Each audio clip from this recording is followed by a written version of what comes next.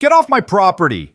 The combat veteran's voice thundered across his driveway as black SUVs surrounded his modest home. Luke Callahan stood alone against 6 armed security guards protecting the billionaire's daughter who'd sought refuge behind his door. They'd come with money, threats, and the full weight of Richard Carter's empire. But they'd forgotten one thing.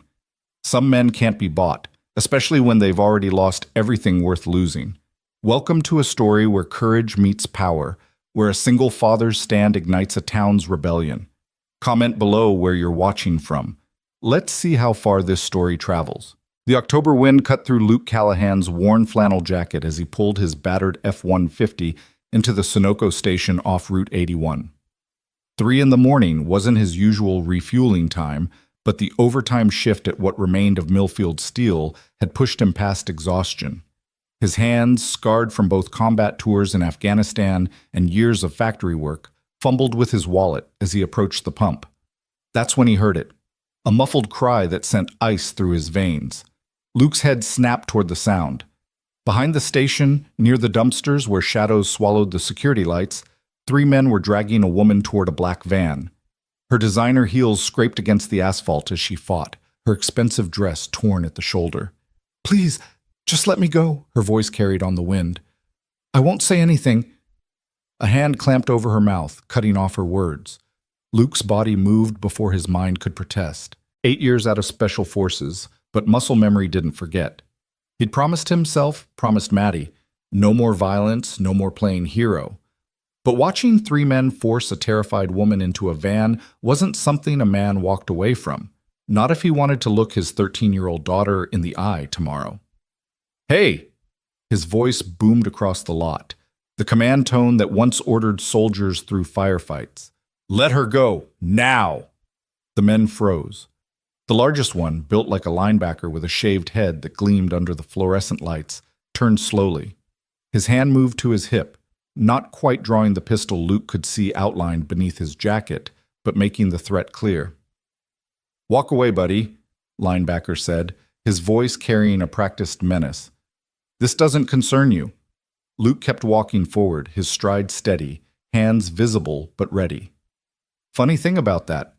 See, I stopped for gas, maybe a coffee, simple night, but now you're making it complicated." He nodded toward the woman, whose eyes were wide with terror above the hand covering her mouth. "So here's what's going to happen. You're going to let her go, get in your van, and drive away.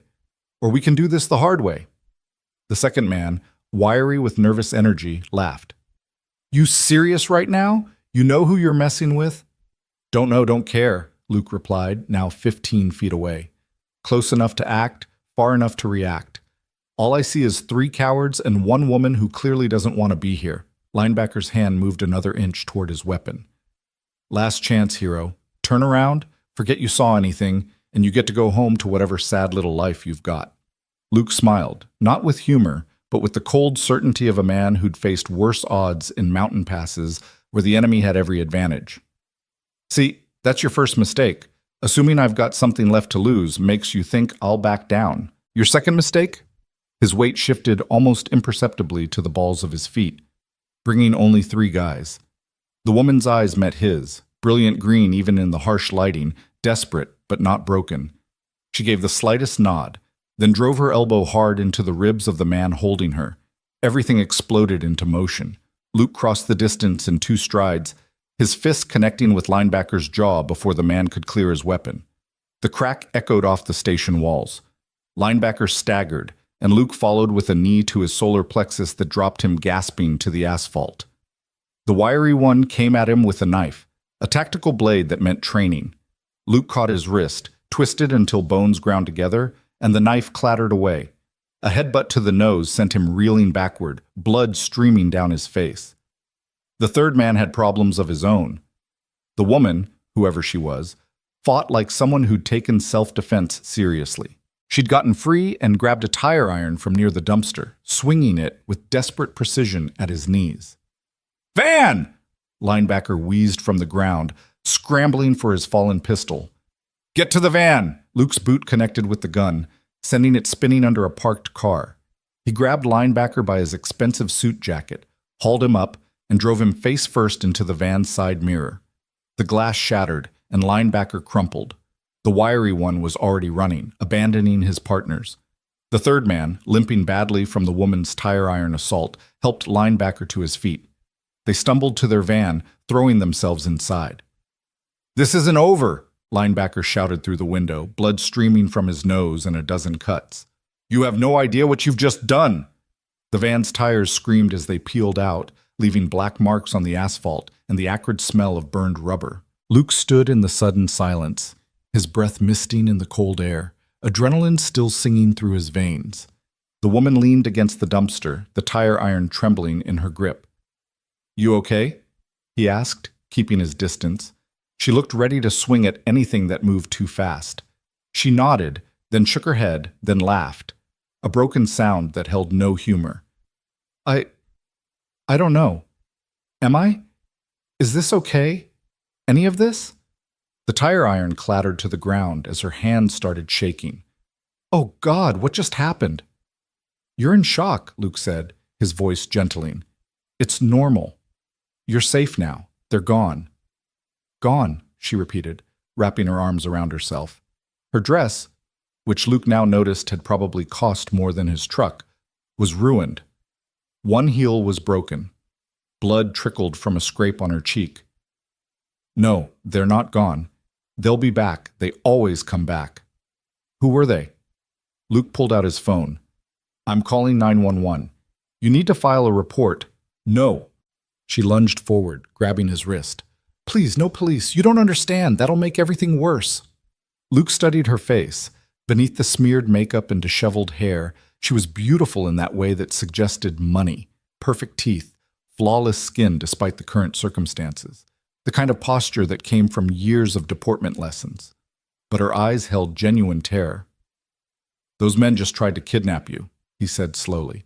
"That's a federal crime. You need—" "What I need is to disappear," she interrupted. "Just for tonight. Tomorrow I'll figure something out. But tonight—" She looked around the empty gas station lot like it might suddenly fill with more vans. "Do you know anywhere? A motel that takes cash? Somewhere off the main roads?" Luke thought about the $43 in his wallet, the overtime check that wouldn't clear until Monday, Maddie asleep at home, trusting him to make good choices, safe choices. "The nearest motel is 12 miles down the highway," he said. "But those guys knew where to find you here. What makes you think they won't be watching the motels?" Her shoulders sagged. "You're right. Of course you're right." She laughed again, that broken sound. "I'm so stupid.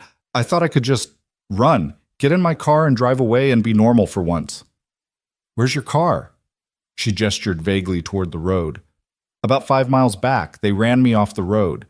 Pit maneuver, very professional. When I tried to run on foot, they caught up here." She looked at him with those green eyes. "You saved my life. I don't even know your name." "Luke. Luke Callahan." "Luke." She tested the name, then held out her hand. Her grip was firm despite the trembling. "Isabella, and I'm so sorry for dragging you into this." "Into what exactly?" She opened her mouth, closed it, then shook her head. "The less you know, the safer you are. Could you just point me toward town? I'll walk. In those shoes, with those men probably circling back?" Luke ran a hand through his hair, already knowing he was about to make a decision he'd regret. "Look, I've got a couch. It's not much, but it's safe.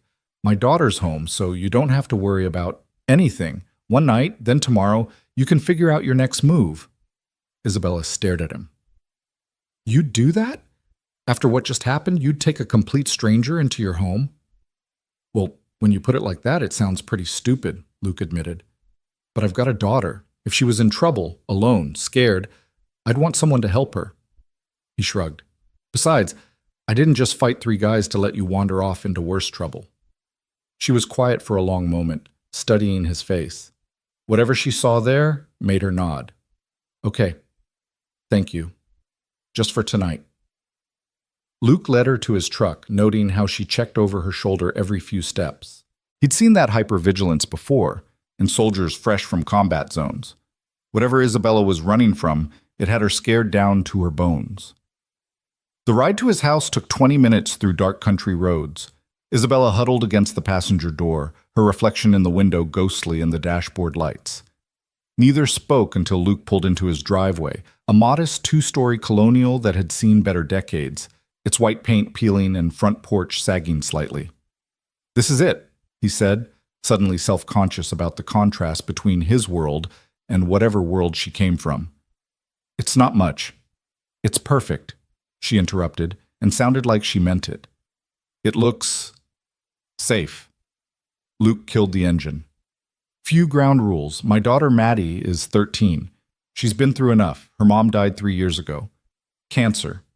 I don't want her scared or involved in whatever this is." "Of course, I understand. And tomorrow you need to level with me about who those men were. I put myself on the line tonight. I deserve to know why." Isabella nodded. "Fair enough." They entered through the kitchen. Luke had meant to fix that squeaky hinge months ago. He flicked on the light, illuminating a space that was clean but tired. Mismatched dishes in the drying rack, Maddie's homework spread across the scarred wooden table, a refrigerator covered in school notices, and one photo, the three of them at the beach, back when Karen was still healthy enough to travel. "I'll get you some clothes," Luke said. "Karen's things might fit. I kept them." "Thank you," Isabella said softly. Luke headed upstairs, pausing at Maddie's door to listen. Her soft breathing continued undisturbed. He gathered sweatpants and a t-shirt from the boxes in the closet he couldn't bring himself to donate, grabbed a spare towel, and returned downstairs. Isabella had moved to the living room window, peering through the blinds at the empty street. "See anything?" he asked. "Not yet." She accepted the clothes gratefully. "Would it be okay if I showered? I can still feel their hands." "Of course. Bathroom's down the hall." While she showered, Luke made coffee, decaf because his hands were still shaking slightly from the adrenaline dump. He checked the locks, looked out each window, and tried to process what he'd just done. Brought a stranger home. A stranger who was clearly in serious trouble. A stranger whose presence might put Maddie in danger. "What were you thinking?" he muttered to himself. But he knew what he'd been thinking. He'd been thinking about the terror in her eyes. The way she'd fought alongside him instead of freezing. The broken laugh that said she was at the end of her rope. Isabella emerged 30 minutes later, Karen's clothes hanging loose on her smaller frame. Without the makeup and expensive dress, she looked younger, more vulnerable. She'd tried to tame her auburn hair into a ponytail, but damp strands escaped to frame her face. "Better?" Luke asked, handing her a mug of coffee. "Much." She wrapped her hands around the mug like it was anchoring her to reality. "Your wife had good taste in comfortable clothes." She was practical.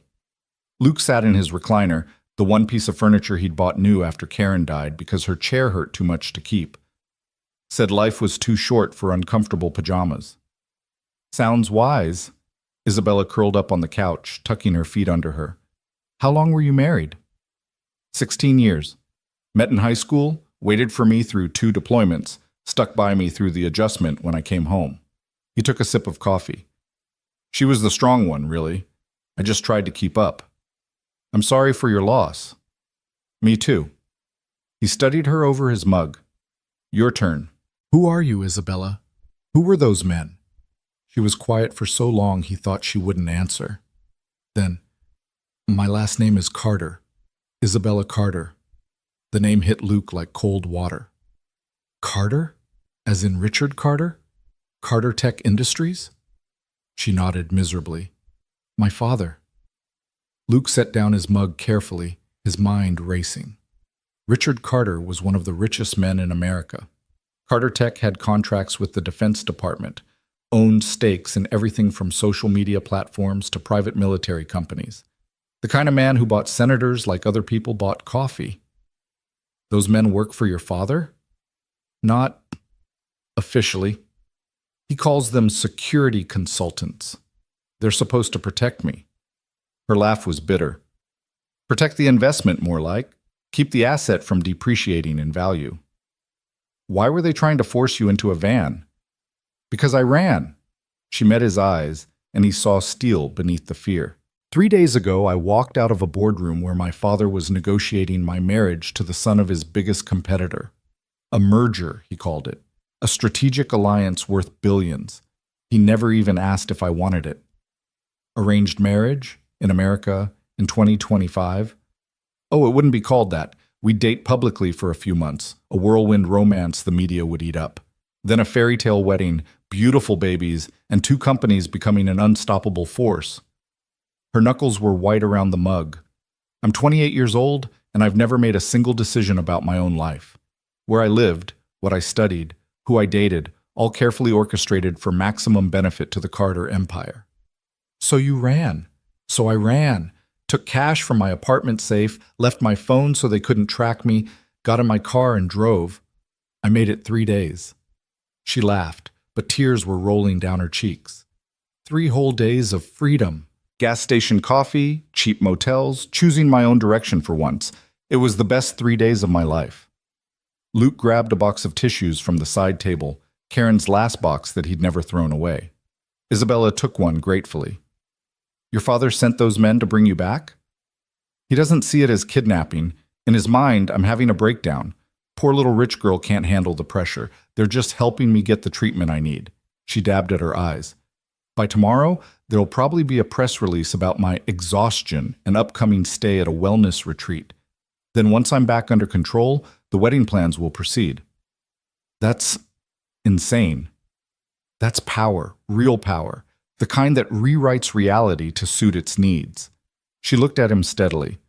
Which is why you should drive me to the bus station first thing in the morning. Those men will be back, and they'll have my father's full resources behind them. You don't want any part of this. Luke thought about that. The smart play was exactly what she said. Get her on a bus, forget this happened, go back to his simple life of overtime shifts and raising Maddie. But he kept seeing the fear in her eyes, the desperation, and something else.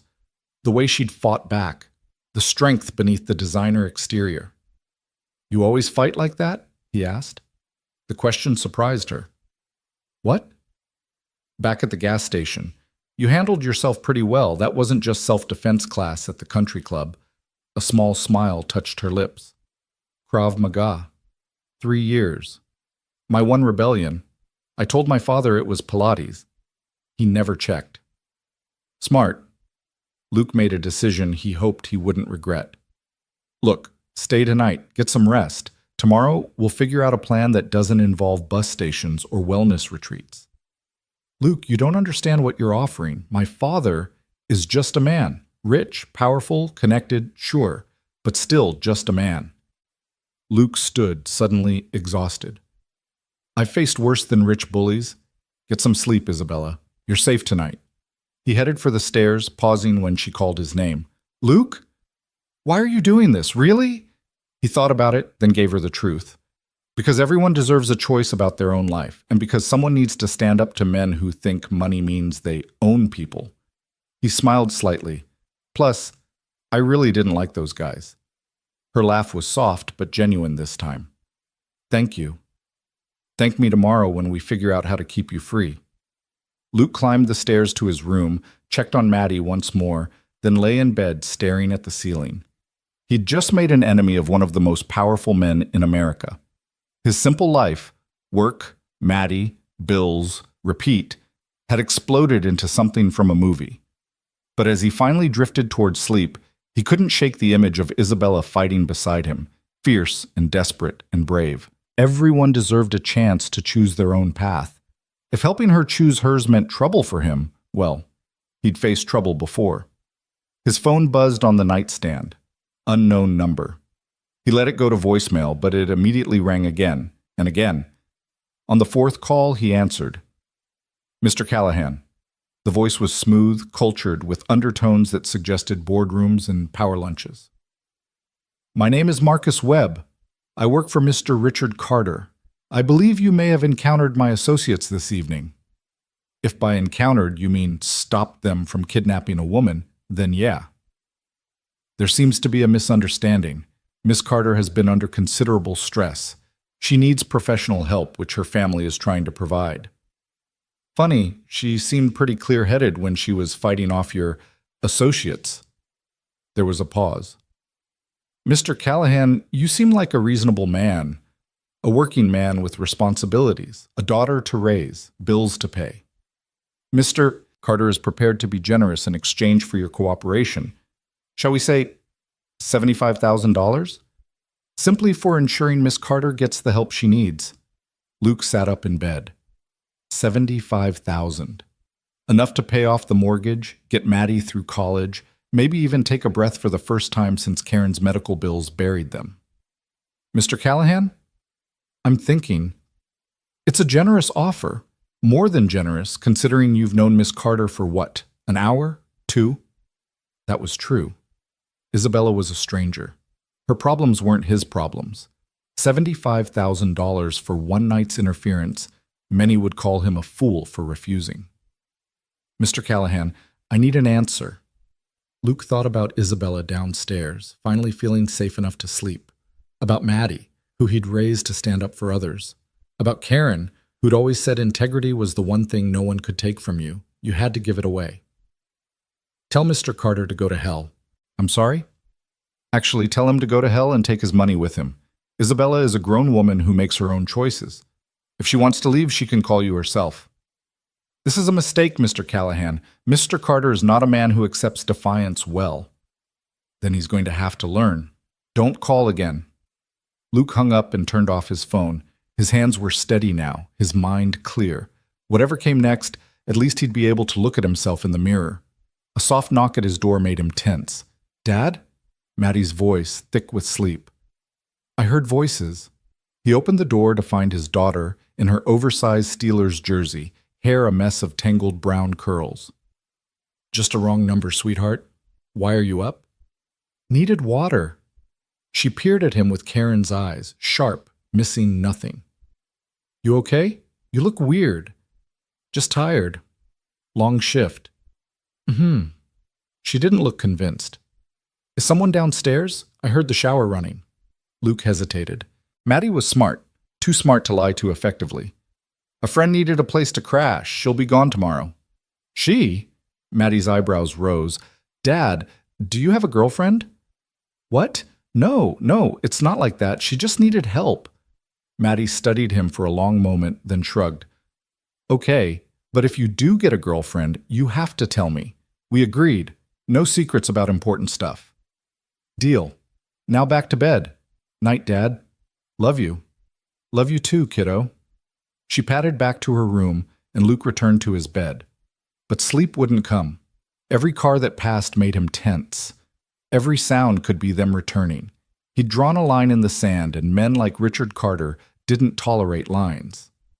Finally, around 5 a.m., exhaustion won. He dozed fitfully, dreams full of black vans and harder choices yet to come. The sound of breaking glass yanked him awake. Luke rolled out of bed, feet hitting the floor in a combat crouch. Gray dawn light filtered through the windows. He grabbed the baseball bat from behind his door, Maddie's from when she still played Little League, and moved silently down the hall. Another crash from downstairs, followed by Isabella's voice, I said I'm fine! Luke took the stairs 3 at a time, bat raised, ready for a fight. But the kitchen wasn't full of Carter's men.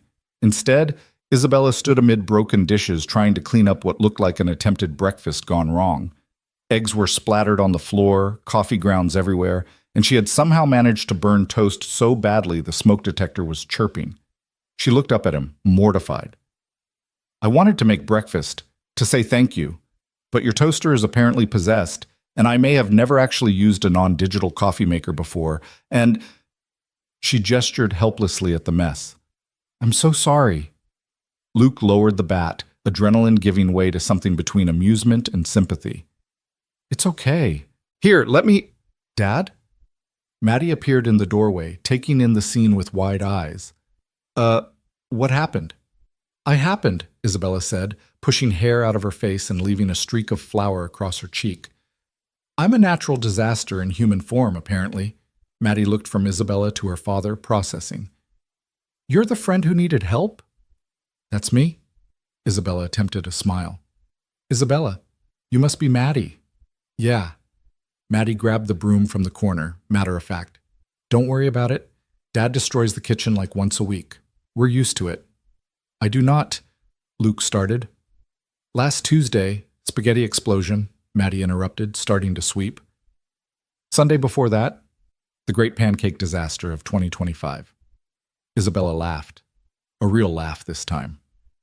Sounds like I'm in good company then. They cleaned together, an oddly domestic scene that felt both surreal and strangely right. Maddie peppered Isabella with questions. Where was she from? What did she do? How did she know Luke? And Isabella deflected with partial truths. From New York, between jobs, met Luke when her car broke down. Must have been some breakdown, Maddie said, eyes sharp like her mother's. Considering you're wearing Mom's clothes. Silence fell like a hammer.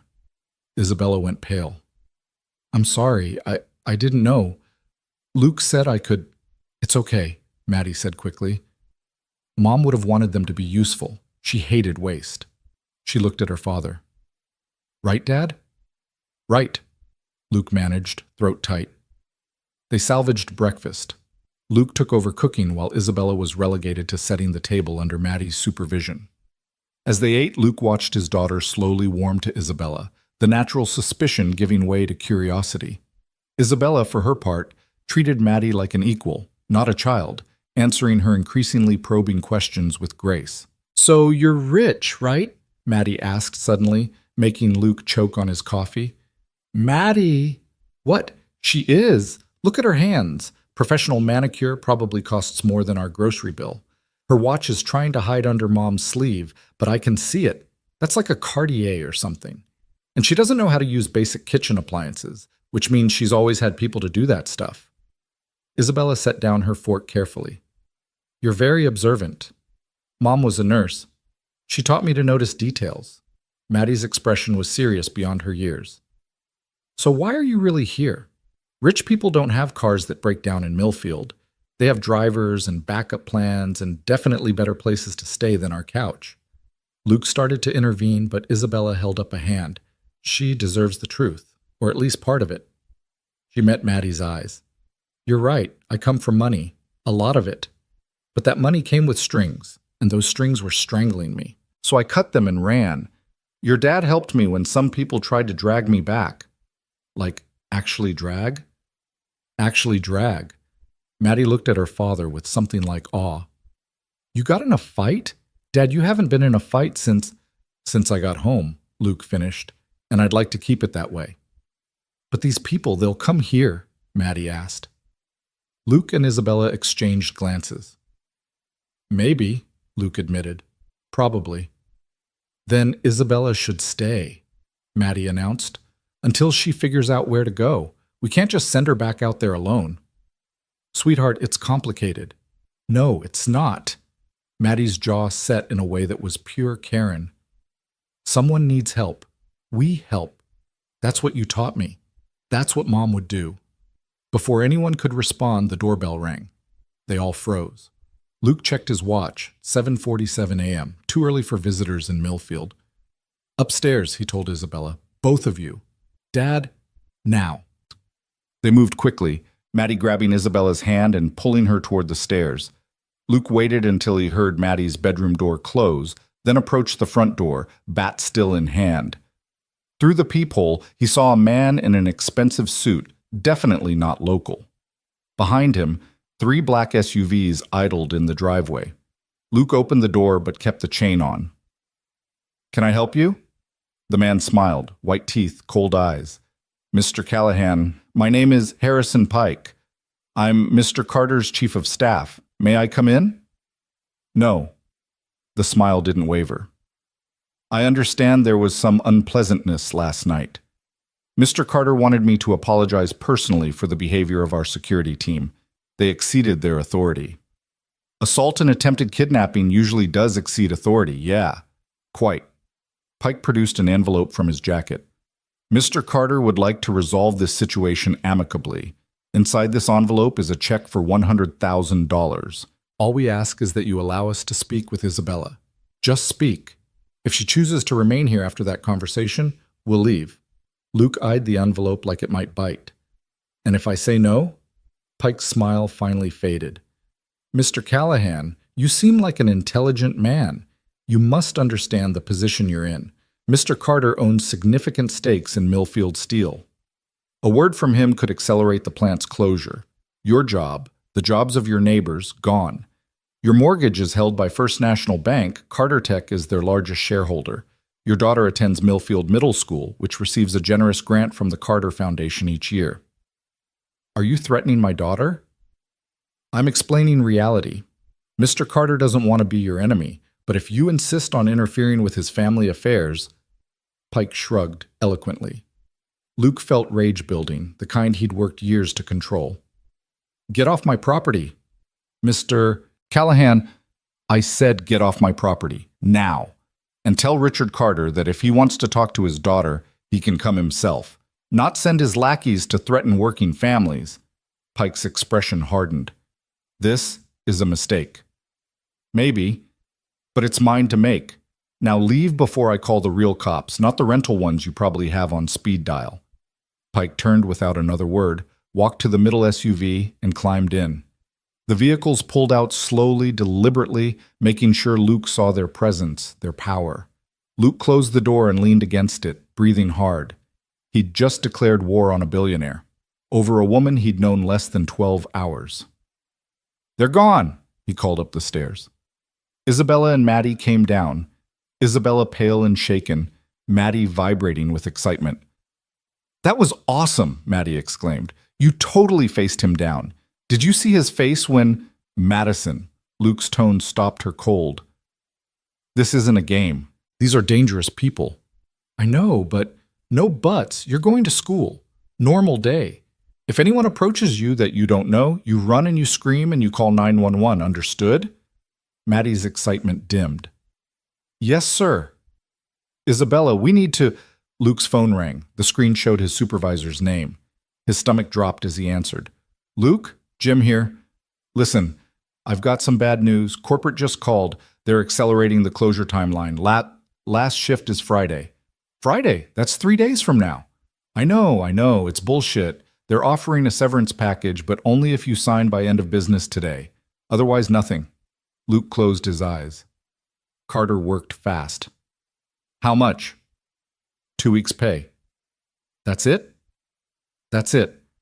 I'm sorry, Luke. This came from the very top. Nothing I can do. Luke hung up without saying goodbye.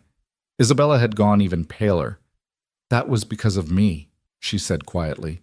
That was because your father is a vindictive ass, Luke corrected. Maddie, get ready for school. But now, sweetheart, she went, casting worried looks back at them. When they heard her door close, Isabella turned to Luke. I'll leave, right now.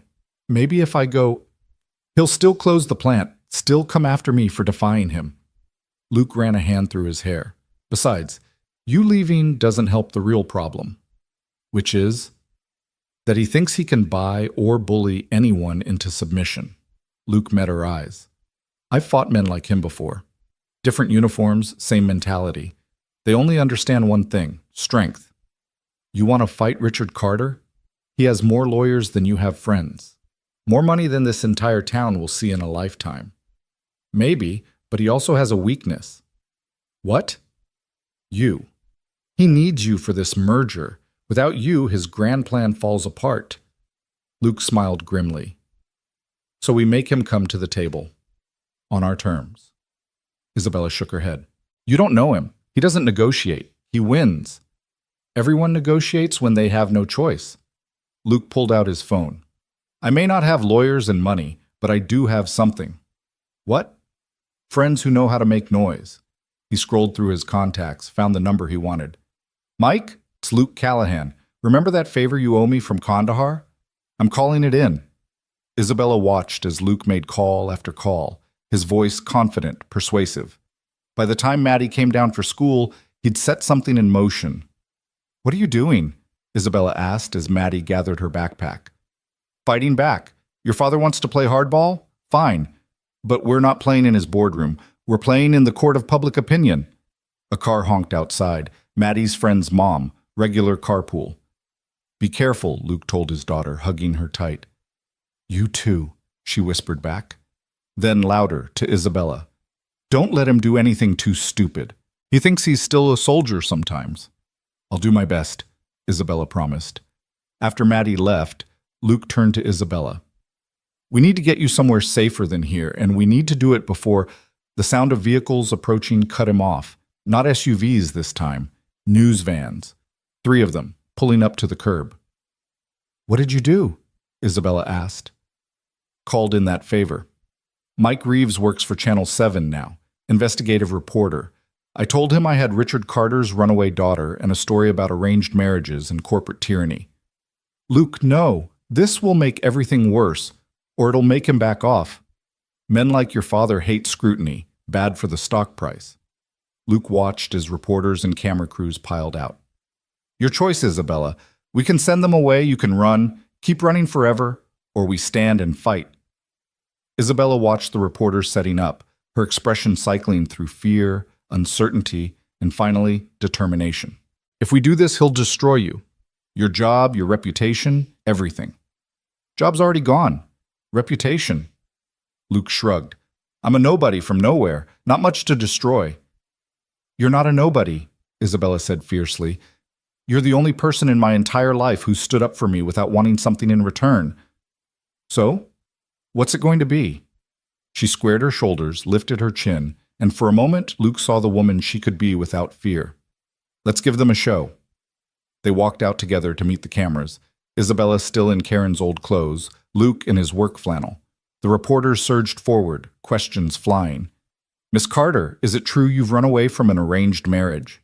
"Mr. Callahan, what's your relationship with Isabella Carter? Has Richard Carter threatened you?"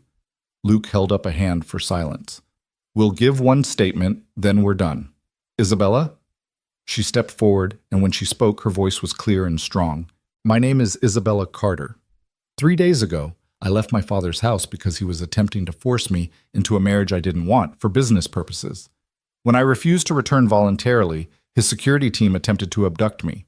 This man," she gestured to Luke, "a complete stranger, saved me, and now my father is threatening his livelihood and this entire town because someone finally told him no." The reporters exploded with follow-up questions, but Luke was already guiding Isabella back inside. Through the window, they watched the circus outside grow as more media arrived. Within an hour, #Carter scandal was trending. Within 2, Richard Carter's office had issued a denial and a statement about Isabella's mental health crisis. "He's going to come himself now," Isabella said quietly. "You've challenged him publicly. He can't let that stand." "Good. Let him come." Luke's phone was ringing nonstop. Reporters, unknown numbers, even a few supportive texts from coworkers who'd heard about the plant closure. At least now it's in the open. But as the day wore on, Luke began to understand what he'd really started. The reporters on the lawn were joined by Carter's security teams in their black SUVs. Neighbors peered from windows. His supervisor called to formally fire him, effective immediately. The school called. Maddie was fine, but they were concerned about the situation. "I've made it worse," Luke said as afternoon shadows grew long. "I thought if we went public—" "You gave me something I've never had," Isabella interrupted. "A choice, and someone willing to fight beside me." She touched his arm gently. "Whatever happens now, thank you for that." Before Luke could respond, the circus outside went silent. The reporters turned as one toward the street, cameras lifting. A motorcade was approaching, not just SUVs this time, but a full convoy with a limousine at its center. Richard Carter had come to Millfield. The man who emerged from the limousine looked exactly like his photos, silver-haired, immaculately dressed, radiating the kind of power that bent reality around it. He walked through the reporters like they were furniture, his security creating a bubble of space. He stopped at Luke's front gate and waited. "He expects us to come to him," Isabella said, her voice small.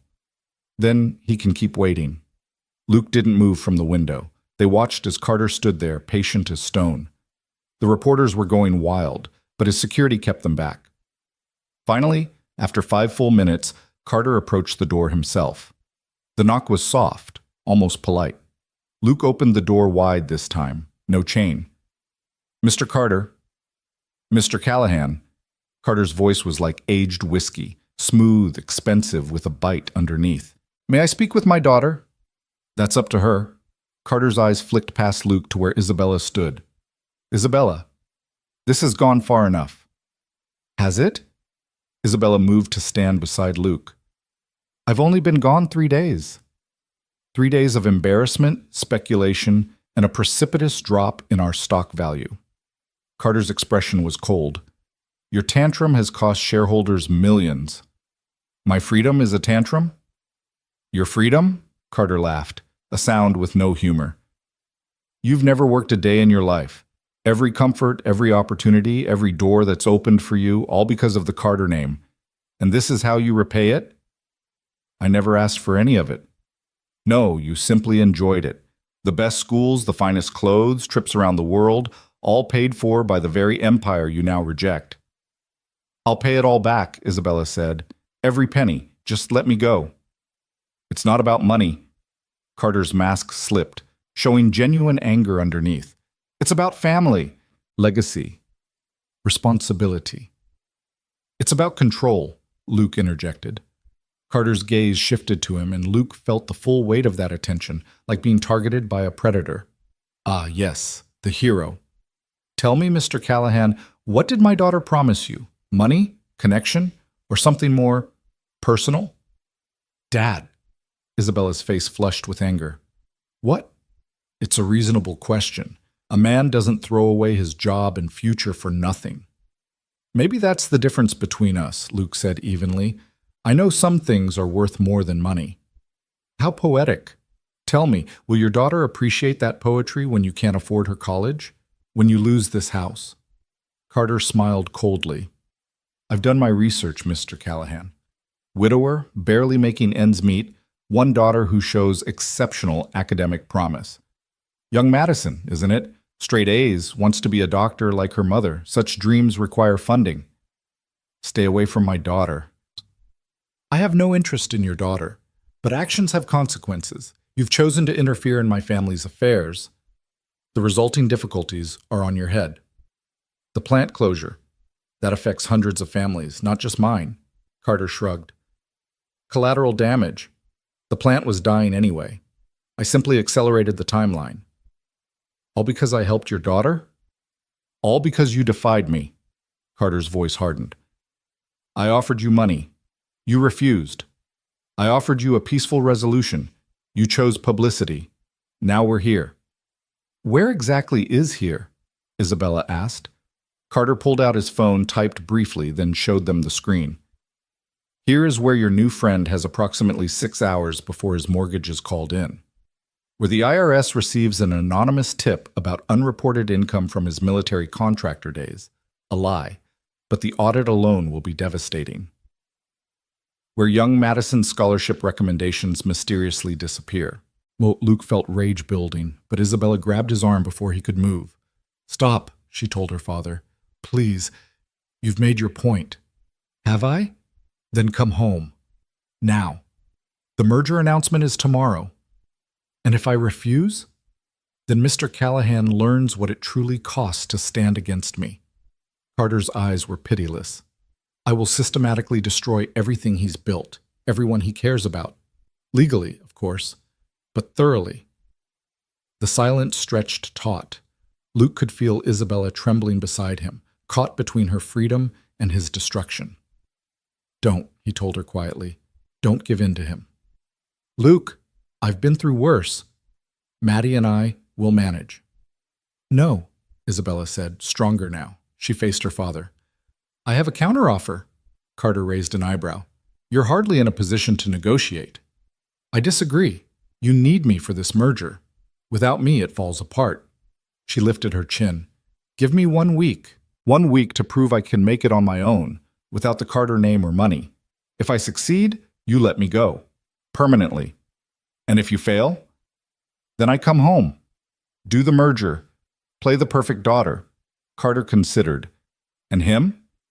Leave Luke and his family alone, regardless of what happens. You're asking me to spare a man who's humiliated me publicly.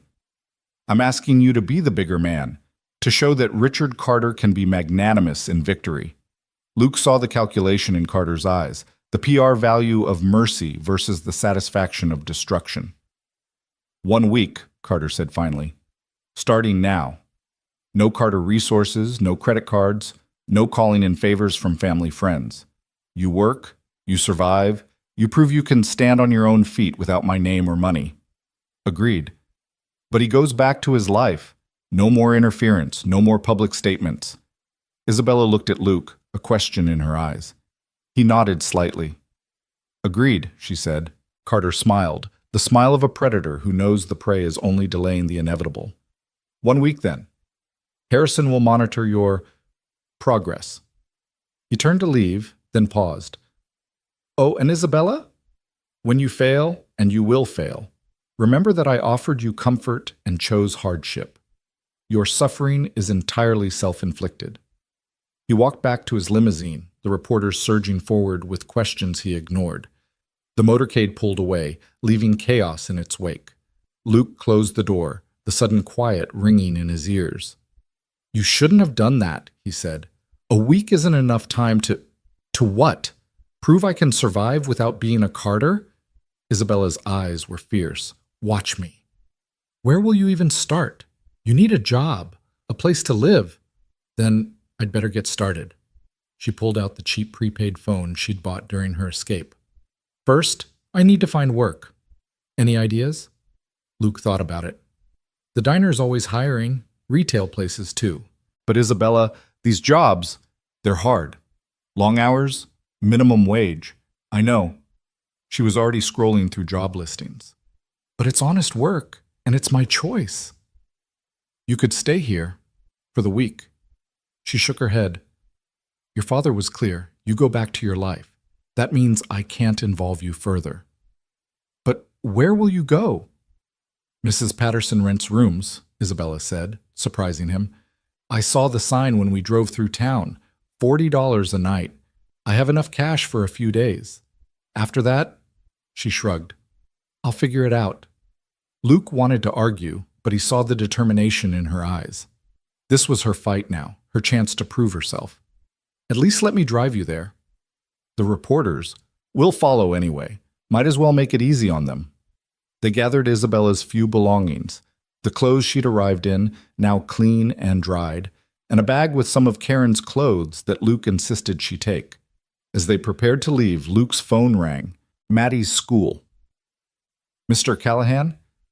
This is Principal Morrison. We have a situation. Some reporters tried to interview Madison during lunch. We've had to lock down. I'm on my way. Luke grabbed his keys, then looked at Isabella. Go, she said. Your daughter needs you.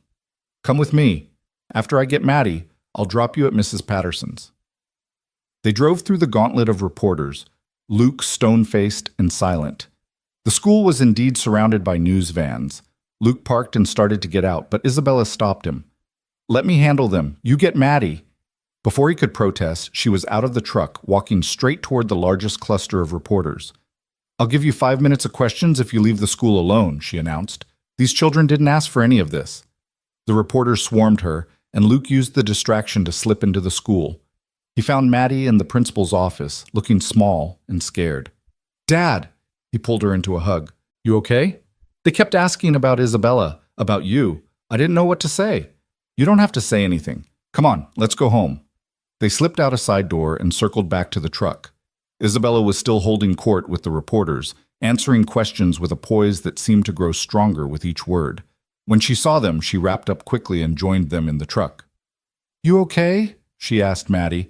Yeah, that was kind of badass what you did, drawing them off like that. Language, Luke warned, but his heart wasn't in it.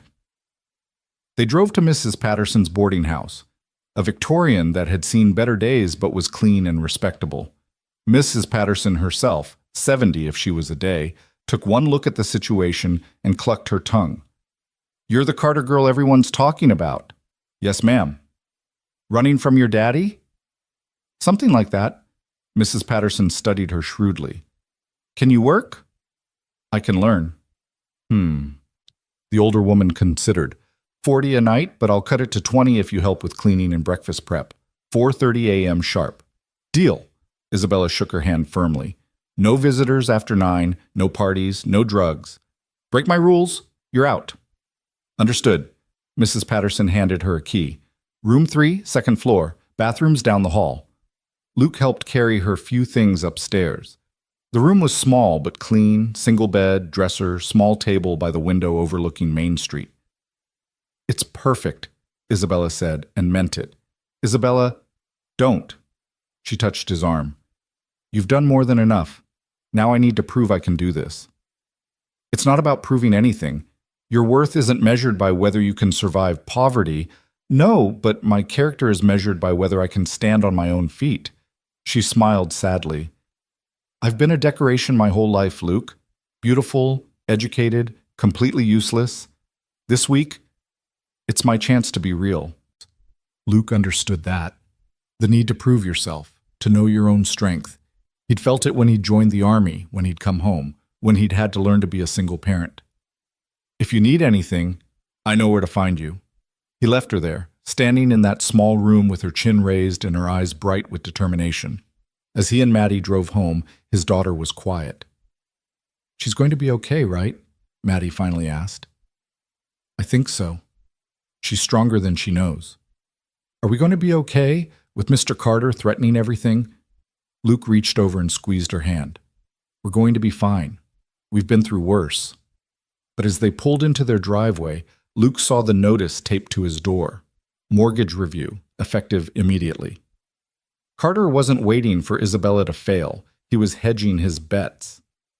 That night, Luke sat at his kitchen table with bills spread before him, calculator in hand, trying to figure out how to survive without a job. Savings would last maybe 2 months if they cut everything non-essential. The severance, if he signed away his rights, would add 2 weeks. Unemployment would help, but not enough. His phone buzzed. A text from Isabella. Got a job, Sal's Diner, morning shift, starts tomorrow. Thank you for everything. He smiled despite their situation. She was fighting. The least he could do was fight too.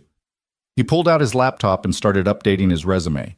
If Carter wanted a war, he'd get one, but it would be fought with determination and dignity, not dirty tricks and threats.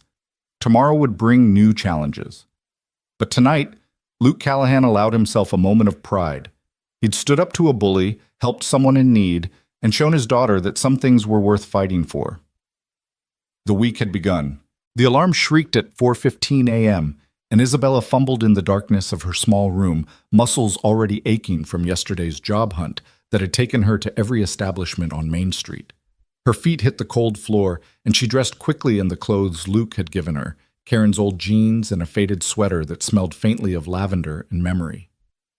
Through her window, Main Street lay empty except for the lone streetlight that flickered like it was struggling to stay awake too.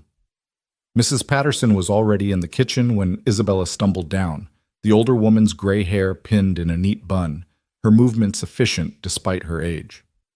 Coffee's on the stove, she said without looking up from the eggs she was cracking. You know how to make pancake batter?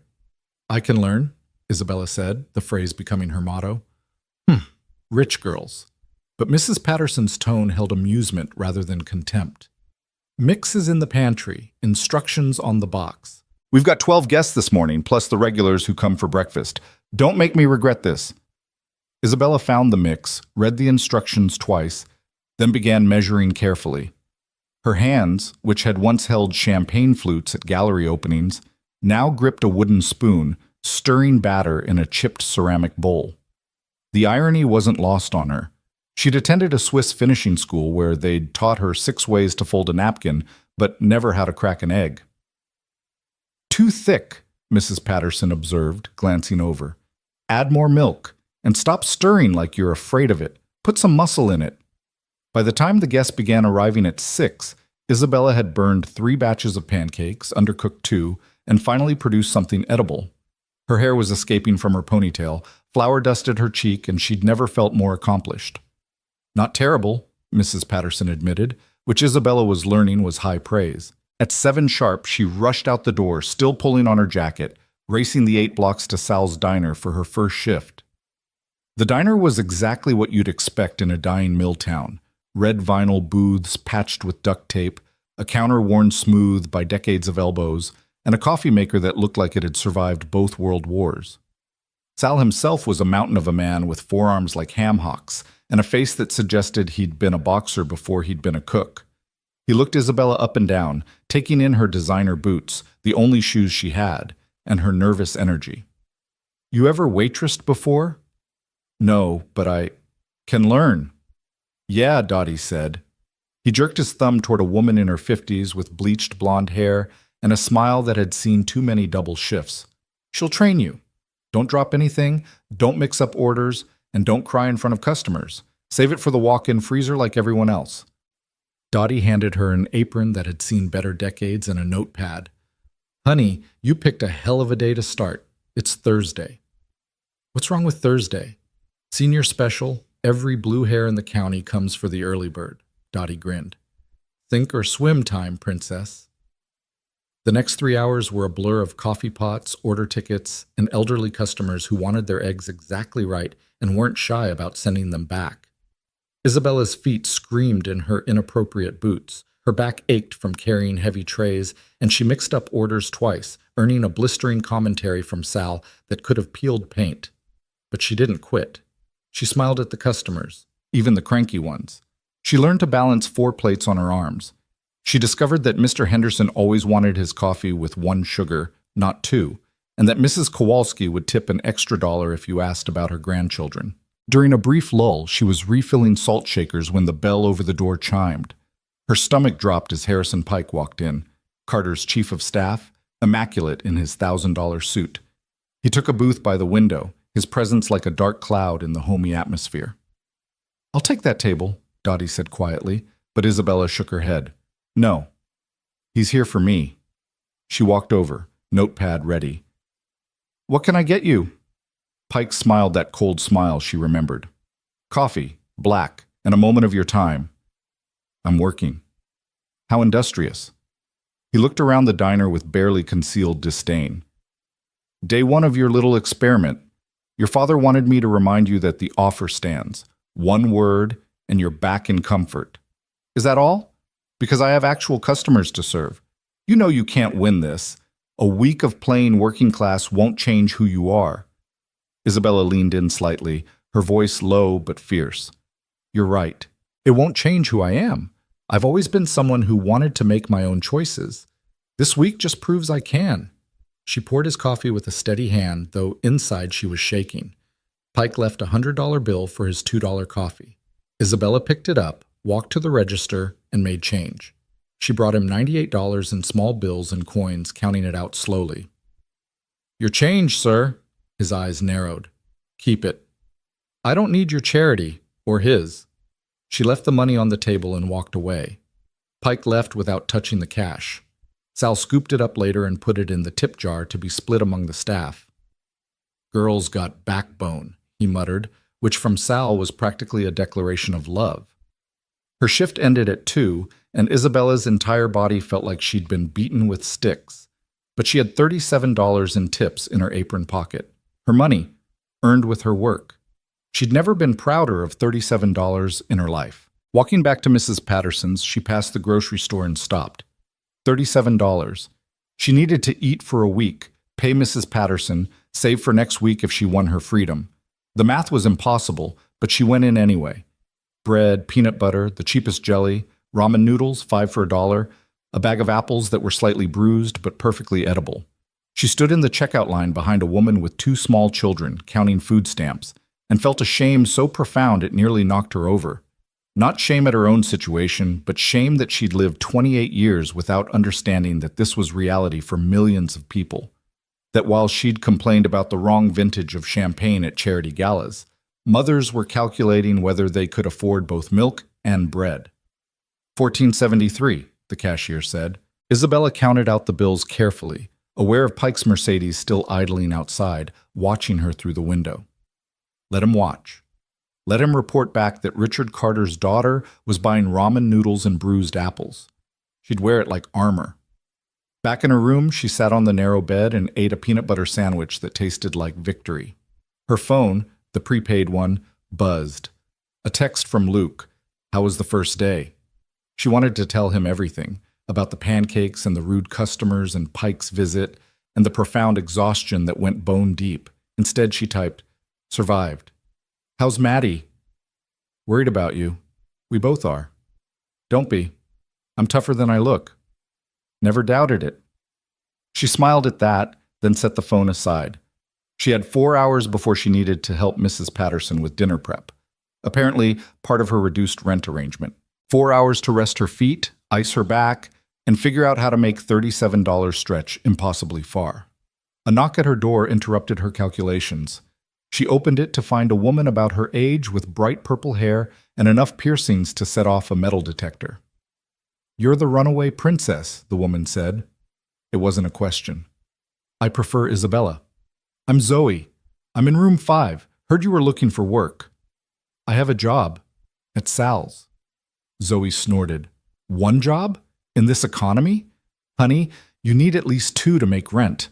I work nights at the distribution center. They're always hiring, 12-hour shifts, but it's 15 an hour." Isabella did quick math. 15 an hour, even part-time, would make the difference between surviving and failing. "What's the work?"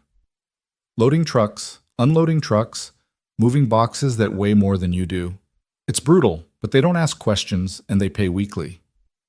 "How do I apply?" "Show up at 10 tonight. Ask for Tommy. Tell him Zoe sent you." She looked Isabella up and down. "You got work boots?" "No." Zoe sighed. "You're a 7? 7.5? 7. "Wait here." She returned 2 minutes later with a pair of battered steel-toed boots. "They're ugly as sin, but they'll keep you from breaking your toes. Consider it a loan." Isabella took the boots, surprised by the kindness. "Why are you helping me?" "Because I've been where you are. Different circumstances, same shit. Running from something, trying to prove something, not sure if you're strong enough." Zoe shrugged. "Plus, anybody who tells Richard Carter to stuff it deserves some help. Man's a parasite." "You know about my father?" "Honey, everyone knows. Carter Tech owns half this town one way or another. The plant, the bank, hell, even the hospital where they'll take you when you collapse from exhaustion." Zoe's smile was sharp. "So watching his princess daughter slum it with us peasants? That's better than cable." Isabella should have been offended, but she found herself laughing instead. "Glad I can provide entertainment." "Entertainment and hope," Zoe corrected. "You standing up to him? It matters. Even if you don't make it the week, it matters that you tried." After Zoe left, Isabella tried on the boots. They were indeed ugly, scarred and stained from hard use, but they fit. She set her alarm for 9:30 p.m. and tried to sleep, but her mind kept racing. 1 day down, 6 to go. She'd made $57 if you counted the tips, spent $14 on food, $20 to Mrs. Patterson for tonight. That left $23. If she got the warehouse job, if she could physically handle both jobs, if nothing went wrong. The math still didn't work, but she was too tired to care. She woke to her alarm feeling like she'd been hit by a truck, every muscle protesting. But she pulled on jeans and a t-shirt, laced up Zoe's boots, and walked the 2 miles to the distribution center on the outskirts of town. The building was massive, lit by harsh sodium lights that turned everything orange. Trucks backed up to loading bays while forklifts buzzed around like angry wasps. Isabella found the office and asked for Tommy, who turned out to be a skinny kid who looked barely old enough to shave. "Zoe sent you?" He looked skeptical. "You ever done warehouse work?" "No." "Ever done any physical labor?" "Not really." He sighed. "Can you lift 50 pounds?" "I can try." "Jesus." He rubbed his face. "Look, I got 3 trucks that need unloading tonight and 2 guys called in sick. You make it through the shift. You got a job. You don't. Nice knowing you." He handed her a pair of work gloves and a safety vest, then led her to Bay 7, where a mountain of boxes waited. "These go on pallets, sorted by the color codes. Red stays here. Blue goes to Bay 3, green to Bay 5. Don't mix them up, don't drop anything marked fragile, and don't get run over by a forklift." The first box she lifted nearly sent her to her knees. It was marked 40 pounds, but felt like 100. By the 10th box, her arms were shaking. By the 20th, she'd figured out how to lift with her legs. By the 50th, she'd stopped counting and just focused on the rhythm. Lift, carry, stack. Lift, carry, stack. "You're doing it wrong."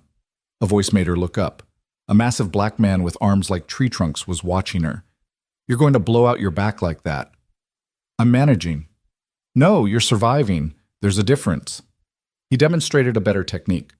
"Use your whole body, not just your arms, and pace yourself. This ain't a sprint." "Thanks." "Marcus." He held out a gloved hand. "Isabella." "I know who you are. Whole town's talking about the billionaire's daughter working at Sal's." He grinned. Didn't think you'd last the lunch rush, but Dottie says you did okay. News travels fast.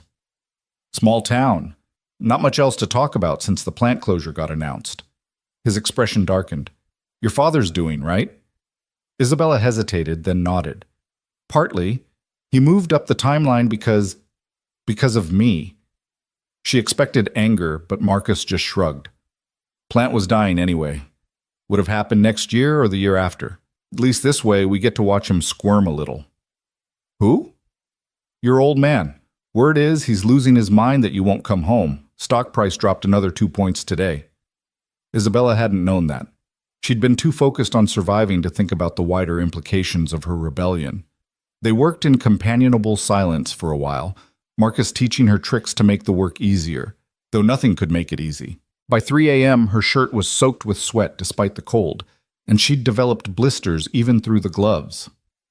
Break time, Tommy called out. Isabella collapsed on a bench outside, gratefully accepting the bottle of water Marcus offered. Why are you really doing this? He asked. You could go home any time. Yeah, you'd have to marry some rich asshole, but that's better than killing yourself for 15 an hour. Isabella thought about how to answer. You ever feel like you're drowning in comfort?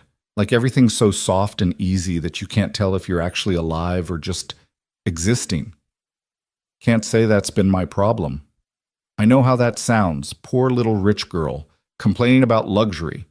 But when every choice is made for you, when every path is predetermined, when you're just a chess piece in someone else's game, that's a different kind of prison. Marcus was quiet for a moment. My daughter's 16, smart as hell, wants to go to college, be an engineer, but with the plant closing, I don't know how I'll afford it. That's my prison. Wanting to give her choices I can't pay for. What's her name? Jasmine. Tell her to apply for the Carter Foundation scholarship. Marcus laughed bitterly. Right. I'm sure your father would love that. The foundation has independent directors. My father doesn't review applications. Tell Jasmine to apply. Tell her to mention in her essay that she wants to use her engineering degree to help revitalize towns affected by industrial decline. You're serious? Dead serious. It's exactly the kind of thing the board loves. Plus, they have quotas to fill, diverse candidates from affected communities. She'd be perfect. Marcus studied her for a long moment. You're not what I expected. I'm not what anyone expected, including myself. They went back to work, and Isabella pushed through the exhaustion, the pain, the voice in her head that said Pike was right. She couldn't do this. By 6 a.m., when the shift ended, she'd helped unload 3 trucks and load 2 more. Tommy handed her a time card. You coming back tomorrow? Every fiber of her being wanted to say no. Instead, she said, What time? 10 p.m.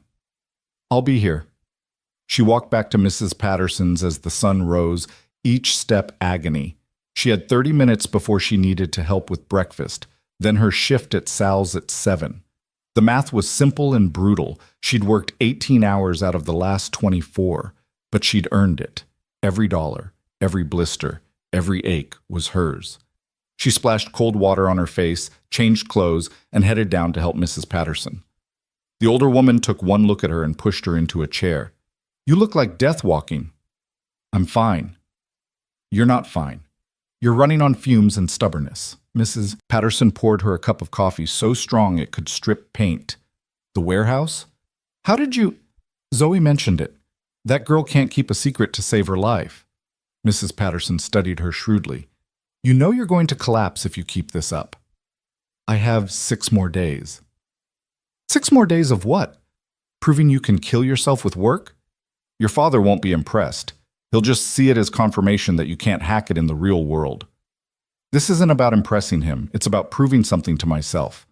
And what happens after the week? Say you manage it, say he lets you go. Then what? You going to work yourself to death for the rest of your life?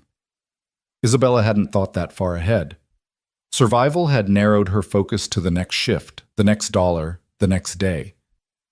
I don't know, she admitted. Mrs. Patterson's expression softened slightly. Eat something. You can't run on coffee and determination alone.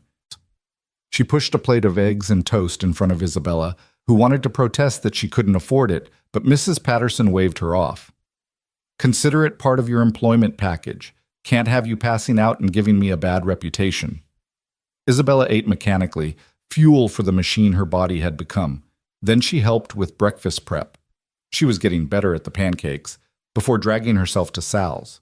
The diner was busier than yesterday, and Isabella's exhaustion made her clumsy.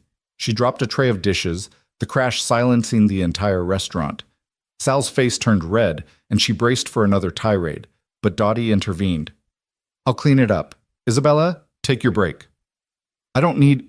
Take your break. Isabella stumbled into the alley behind the diner, legs shaking, vision blurring with exhaustion and unshed tears. She'd made it exactly 1.5 days, and she was already falling apart. You okay, hon? She looked up to find Luke standing there, concern written across his weathered face. What are you doing here?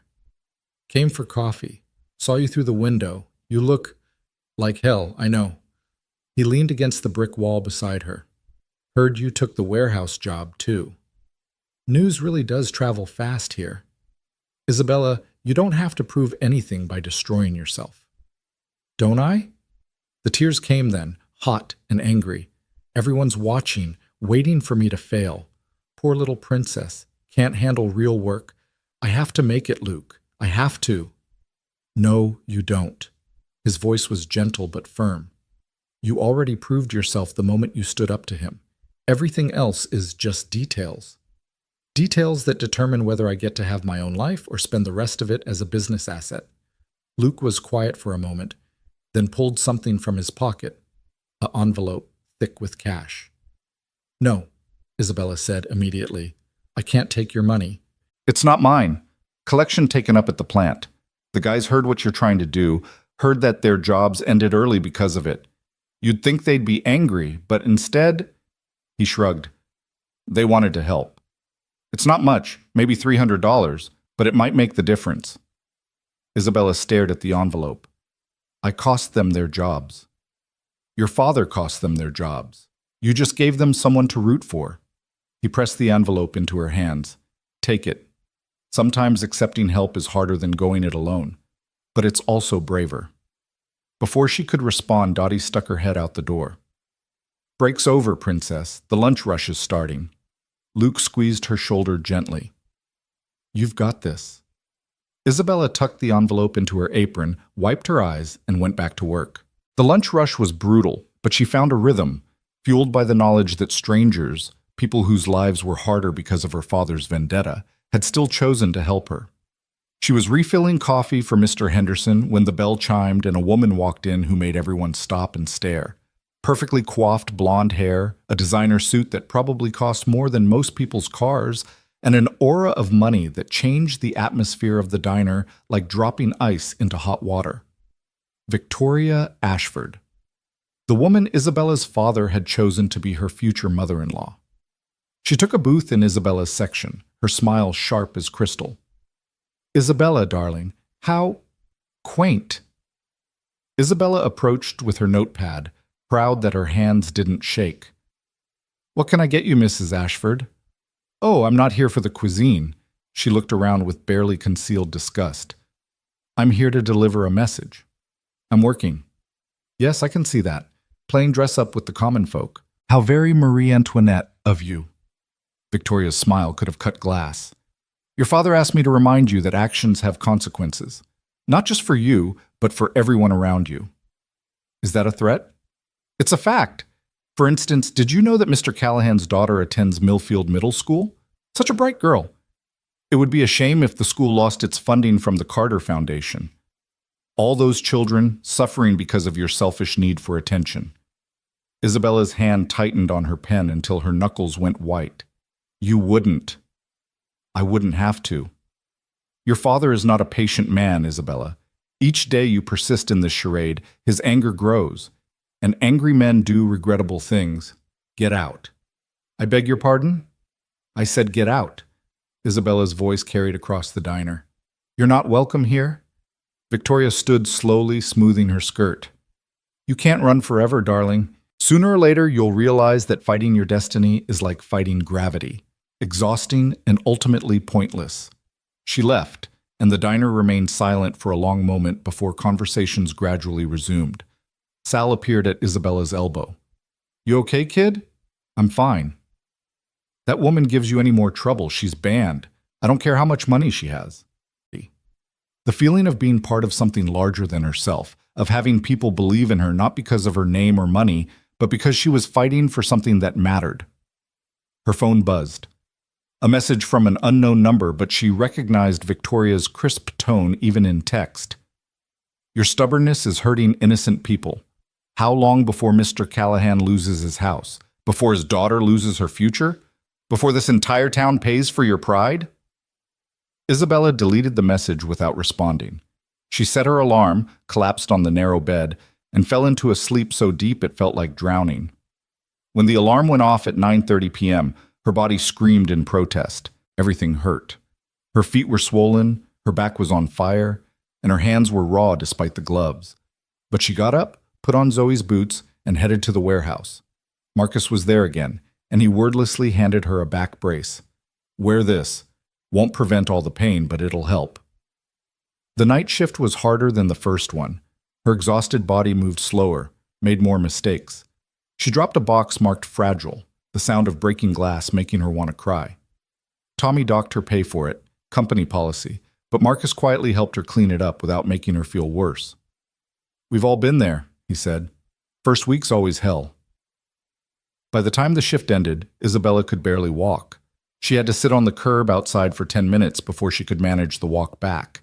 The sun was rising again, painting the sky in shades of pink and gold that seemed to mock her exhaustion.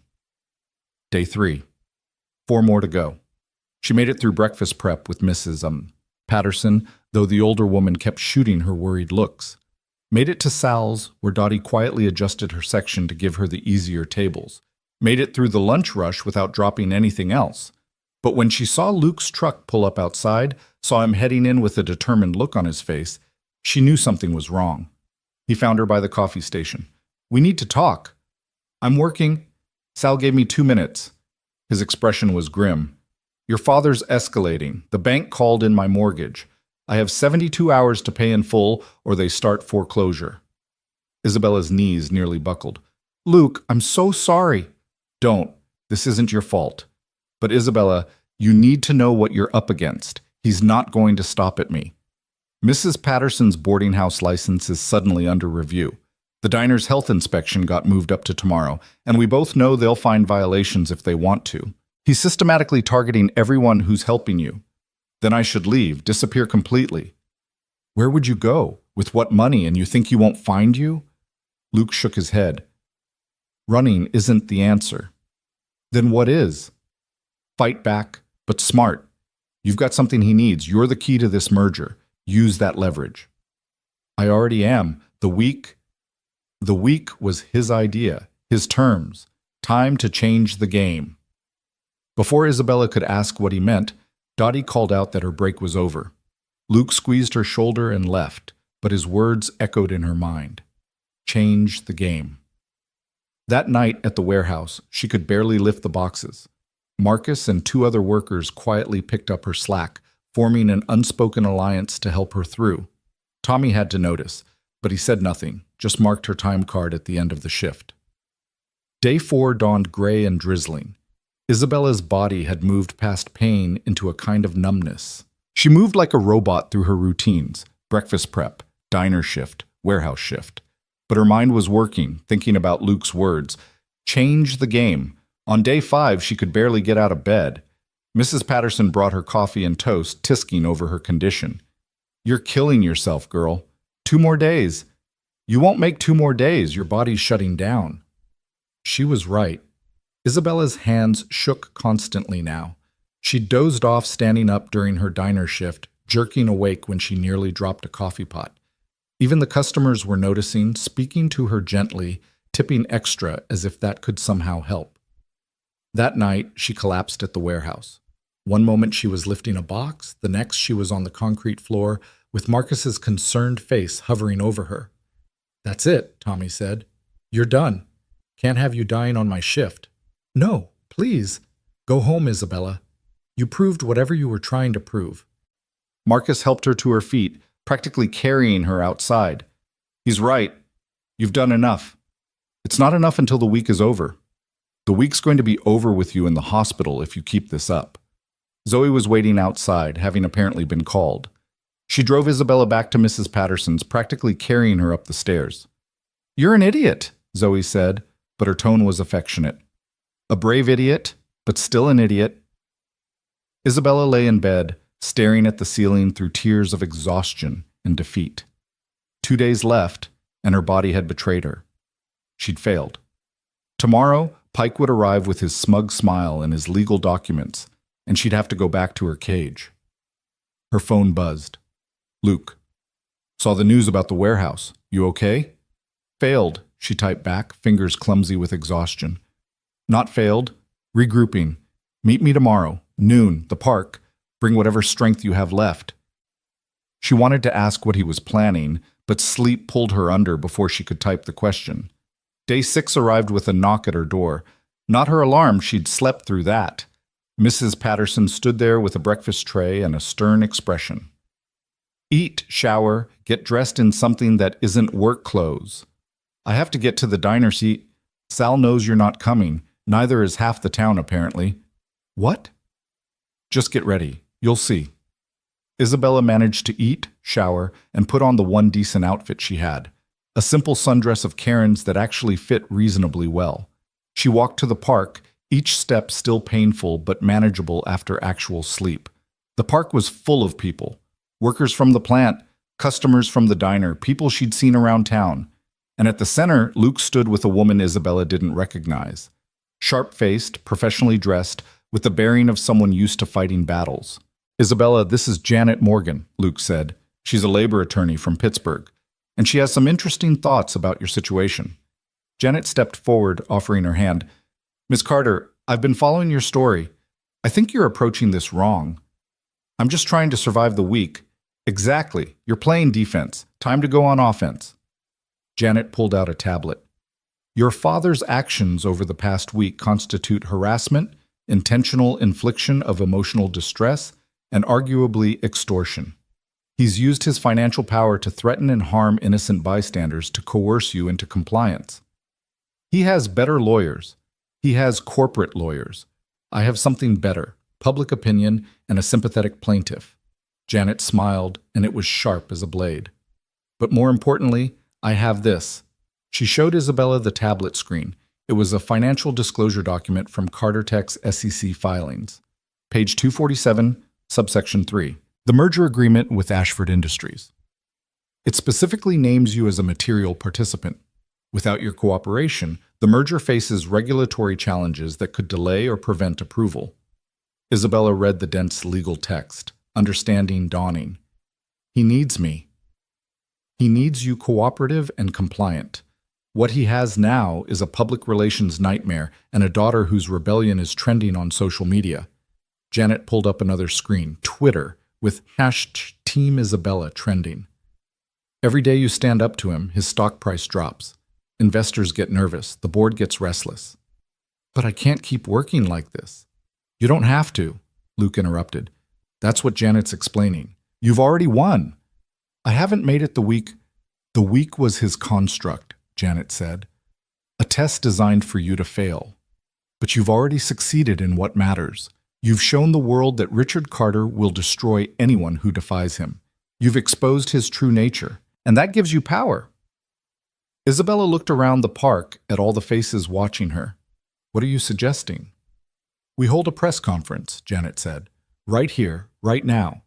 You announce that you're filing charges against your father for harassment and extortion. You document every threat, every action taken against the people who helped you.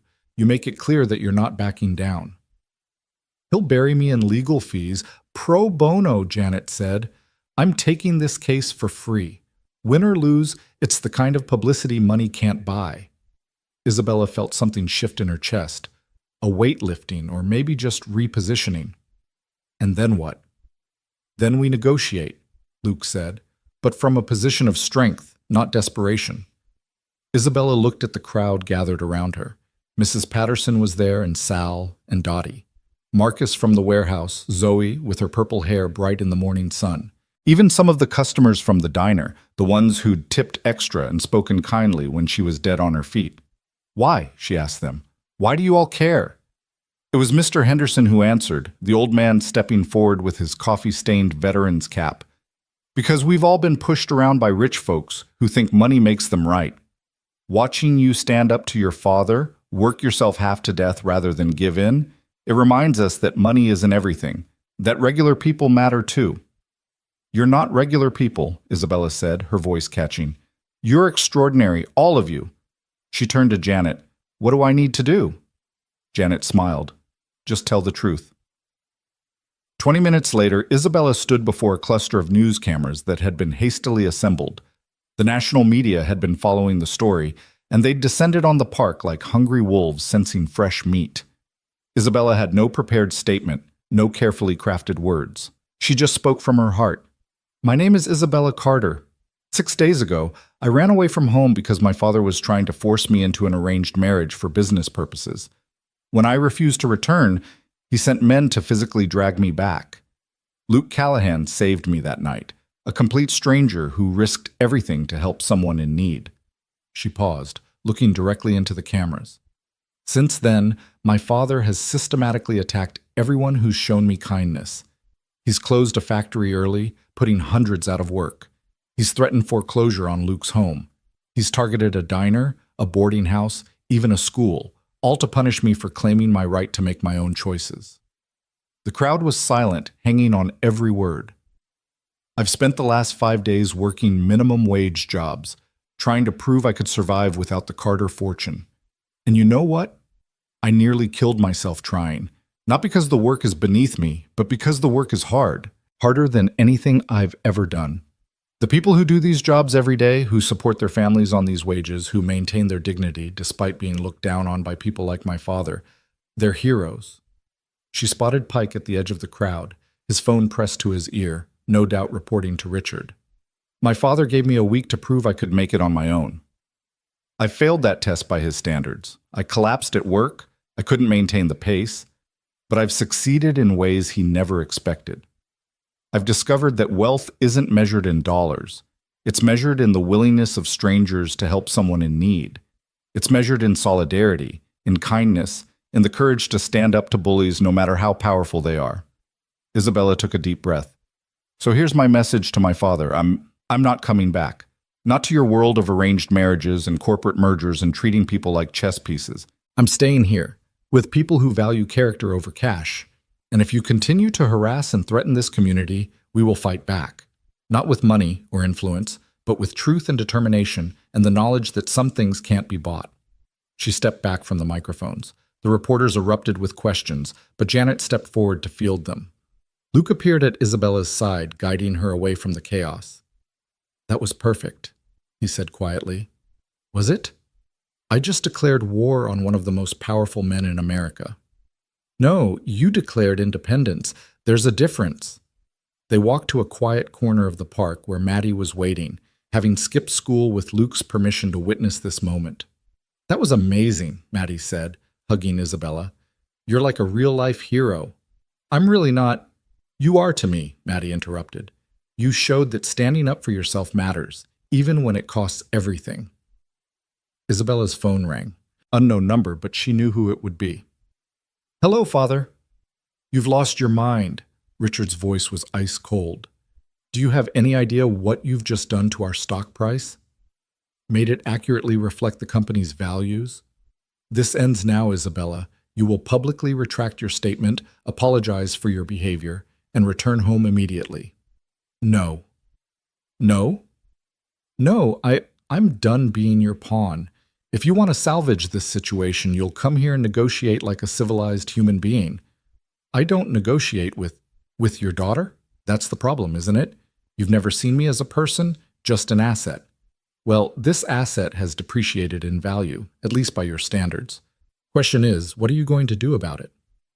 There was a long silence. Then, I'll be there in 3 hours. The line went dead. Isabella looked at Luke and Maddie, her chosen family of the moment. He's coming. Good, Luke said. Let him come. This is our turf now. The 3 hours passed like minutes and years simultaneously. Isabella sat in Luke's kitchen, the same table where she'd first tasted safety just 6 days ago, surrounded by an unlikely war council. Janet Morgan had commandeered the living room as a makeshift office, her laptop and legal papers spread across every surface. Mrs. Patterson had arrived with a casserole and the fierce determination of a woman who'd seen too much injustice to tolerate more.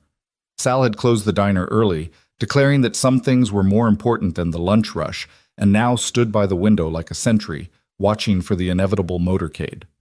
"He'll try to intimidate you," Janet said, not looking up from her papers. "It's his primary negotiation tactic. Make you feel small, insignificant, dependent." "I know," Isabella replied, though her hands trembled slightly around her coffee mug, the same chipped one from that first night. "The key is to remember what you've built here," Luke added. "He can't take that away, no matter what he threatens." Maddie, who should have been in school but had refused to miss this showdown, sat beside Isabella, her young face serious. "Mom always said bullies only have the power you give them." "Your mom sounds like she was wise," Isabella said. "She was," Maddie replied simply, and the quiet grief in those two words said everything about loss and survival and continuing on despite the emptiness. The sound of vehicles approaching made them all tense. Not just the expensive purr of luxury cars, but something more, the rumble of trucks, the distinctive rattle of older vehicles. Isabella moved to the window and gasped. The street was filling with people. Workers from the plant, customers from the diner, neighbors Isabella had never even met. They stood on lawns and sidewalks, creating a human corridor through which Richard Carter would have to pass. They weren't protesting, weren't shouting. They were just there, bearing witness. "Word got out," Sal said with satisfaction. "Folks wanted to see this for themselves." The motorcade arrived like an invasion, 6 black SUVs forming a defensive perimeter around a Bentley that gleamed like dark water. Richard Carter emerged, and Isabella saw him clearly for perhaps the first time in her life. Not the titan of industry, not the force of nature she'd grown up fearing, but a man in his 60s who'd mistaken wealth for worth and control for love. He walked through the gathering crowd without acknowledging their existence, his face a mask of cold fury. Pike flanked him on one side, Victoria Ashford on the other, a trinity of power dressed in designer armor against the simple dignity of working people. Luke opened the door before they could knock, a gesture that said this was his territory, his terms. "Mr. Carter," he said evenly. "Mrs. Ashford, Pike." Richard's eyes swept the modest interior with barely concealed disdain before landing on Isabella. "Get your things. We're leaving." "No," Isabella said quietly. "We're talking, here, now." "I don't negotiate in hovels." "Then leave," Luke said flatly. "Door's right behind you." Victoria made a sound of outrage. "How dare you?" "Ma'am," Luke interrupted, his military bearing suddenly evident. "You're in my home. You'll speak respectfully or not at all." Richard studied Luke with the calculating gaze of a man reassessing an opponent. "You have no idea what you've involved yourself in, Mr. Callahan." "I involved myself in helping a woman being assaulted. Everything else is just consequences." "Consequences that will destroy you." "Maybe. But I'll still be able to look at myself in the mirror." Janet stepped forward, legal pad in hand. "Gentlemen, perhaps we could focus on the matter at hand. Mr. Carter, you're here to discuss terms with your daughter. Shall we begin?" "There are no terms," Richard said. "Isabella returns home, honors her obligations, and this nonsense ends." "Those aren't terms, they're demands," Janet replied. "And given the legal situation, you're hardly in a position to make demands." "Legal situation?" Pike scoffed. "You think your strip mall law degree intimidates us?" "No, but the documentation of systematic harassment might interest the SEC," Janet said calmly. "Using corporate resources to pursue a personal vendetta, targeting businesses for helping your daughter, manipulating bank loans to threaten foreclosure. These aren't just civil matters, Mr. Pike. They're potential criminal violations." "You can't prove. Actually, I can." Janet pulled out her phone, swiped to a recording app. "Amazing how many security cameras catch audio these days. Your conversation with Mr. Callahan about the mortgage, Mrs. Ashford's threats at the diner, the sudden health inspection, the plant closure acceleration. All documented, all traceable to Carter Tech's influence." Isabella watched her father's face change, the cold fury giving way to something more calculating. What do you want? He asked finally. Freedom, Isabella said. Complete, unconditional freedom to live my own life. In exchange for? I won't pursue legal action. I won't go public with the harassment campaign. I'll sign whatever documents you need for the merger, stating that I have no interest in the family business and no claim on future profits. The merger requires your participation. No, it requires my non-interference, Janet interjected. I've reviewed the contracts. Miss Carter's signature on a non-contestation agreement would suffice. Victoria's perfectly composed face cracked slightly. This is absurd. Isabella, you're throwing away billions. I'm throwing away chains, Isabella corrected. Golden chains, but chains nonetheless. You ungrateful little... Careful, Luke warned, and something in his tone made Victoria stop mid-sentence. Richard was silent for a long moment, his mind clearly working through calculations and consequences. And if I refuse? Then we go to court, Janet said, very publicly. Every major media outlet will cover it. The poor little rich girl forced into an arranged marriage, fighting back against her tyrannical father. The stock price will crater. The board will revolt. The merger will definitely fail. You'd destroy your own family's legacy? What legacy? Isabella asked. A fortune built on treating people as commodities? A name that opens doors but closes hearts? That's not a legacy, Father. It's a liability. Maddie, who'd been silent throughout, suddenly spoke up. My mom used to say that what you leave behind isn't what's written on your tombstone, but what's written in people's hearts. Richard turned his cold gaze on the teenager. And what did your mother leave behind? Medical debt that nearly bankrupted your father. The room erupted. Luke lunged forward, held back only by Isabella and Sal's combined grip. Mrs. Patterson launched into a tirade that would have made sailors blush. Even Janet lost her professional composure, her voice sharp with outrage. But it was Maddie who delivered the killing blow, her young voice cutting through the chaos with devastating clarity. My mother left love, she said simply. She left memories of bedtime stories and terrible pancakes and dancing in the kitchen. She left a father who knows how to be strong and gentle at the same time. She left a town full of people who still bring us casseroles on her birthday because they remember her kindness. What will you leave behind, Mr. Carter? A big bank account and a daughter who couldn't wait to escape? The silence that followed was deafening. Richard's face had gone pale, something flickering in his eyes. Perhaps the first genuine emotion Isabella had seen from him in years. You know nothing about it, he said finally, but the words lacked their usual force. I know Isabella has been happier in 6 days of poverty than in 28 years of wealth, Maddie continued. That has to mean something, even to you. Richard looked at his daughter then, really looked at her. Saw the exhaustion from physical labor, the simple clothes, the chapped hands from dish soap and warehouse work, but also saw something else. A strength that hadn't been there before. A certainty that no amount of money could buy or break. You really choose this? He asked, and for a moment he sounded almost human. This ordinary life? There's nothing ordinary about it, Isabella replied. These people work harder in a day than I ever did in a year. They love fiercely, protect completely, and stand by each other without calculating the cost-benefit ratio. So yes, I choose this. You'll regret it. When the novelty wears off, when you're 40 and still serving coffee, when you can't afford proper medical care, then I'll deal with those problems as they come, like everyone else does. Richard turned to Luke. And you? What's your angle in this? Hero complex? Some misguided attraction? I have a daughter, Luke said simply. I'm teaching her to stand up for what's right, even when it costs everything. Isabella is doing that. Supporting her is the lesson I want Maddie to learn. Noble words from a man about to lose his house. Cancel the foreclosure, Isabella said suddenly. All of it. The house, the plant closure acceleration, the threats against the diner and boarding house. Reverse it all. Why would I? Because it's the right thing to do. Because these people didn't ask to be part of our family drama. Because maybe, just maybe, there's still a shred of the man Mother fell in love with buried under all that ice.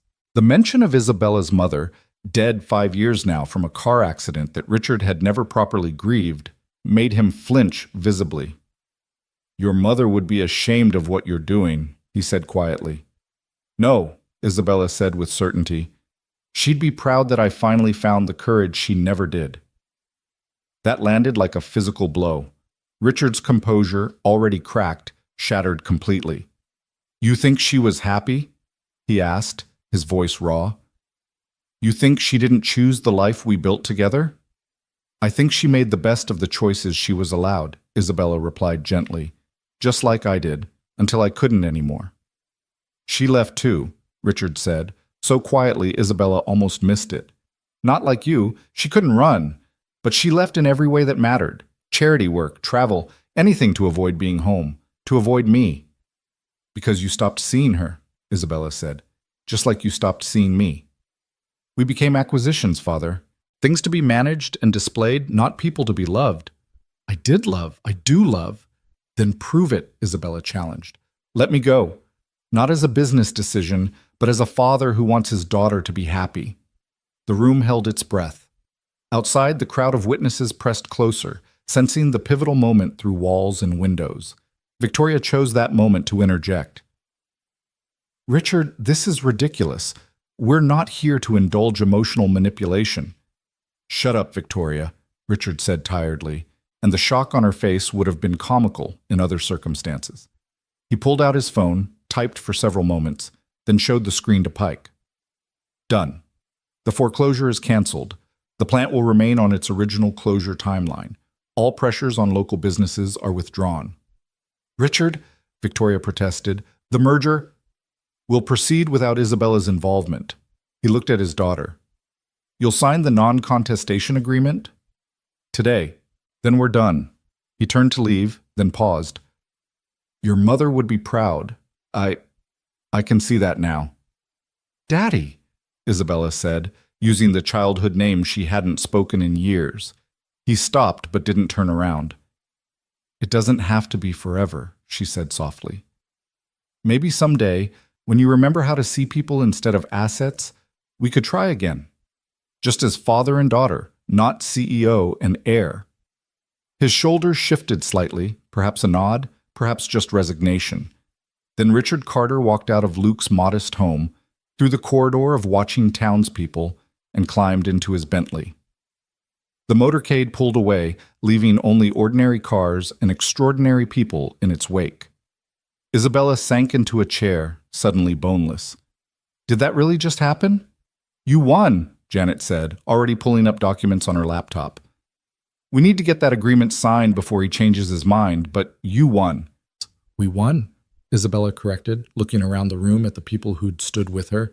The celebration that followed was subdued, but genuine. Mrs. Patterson produced cookies from somewhere.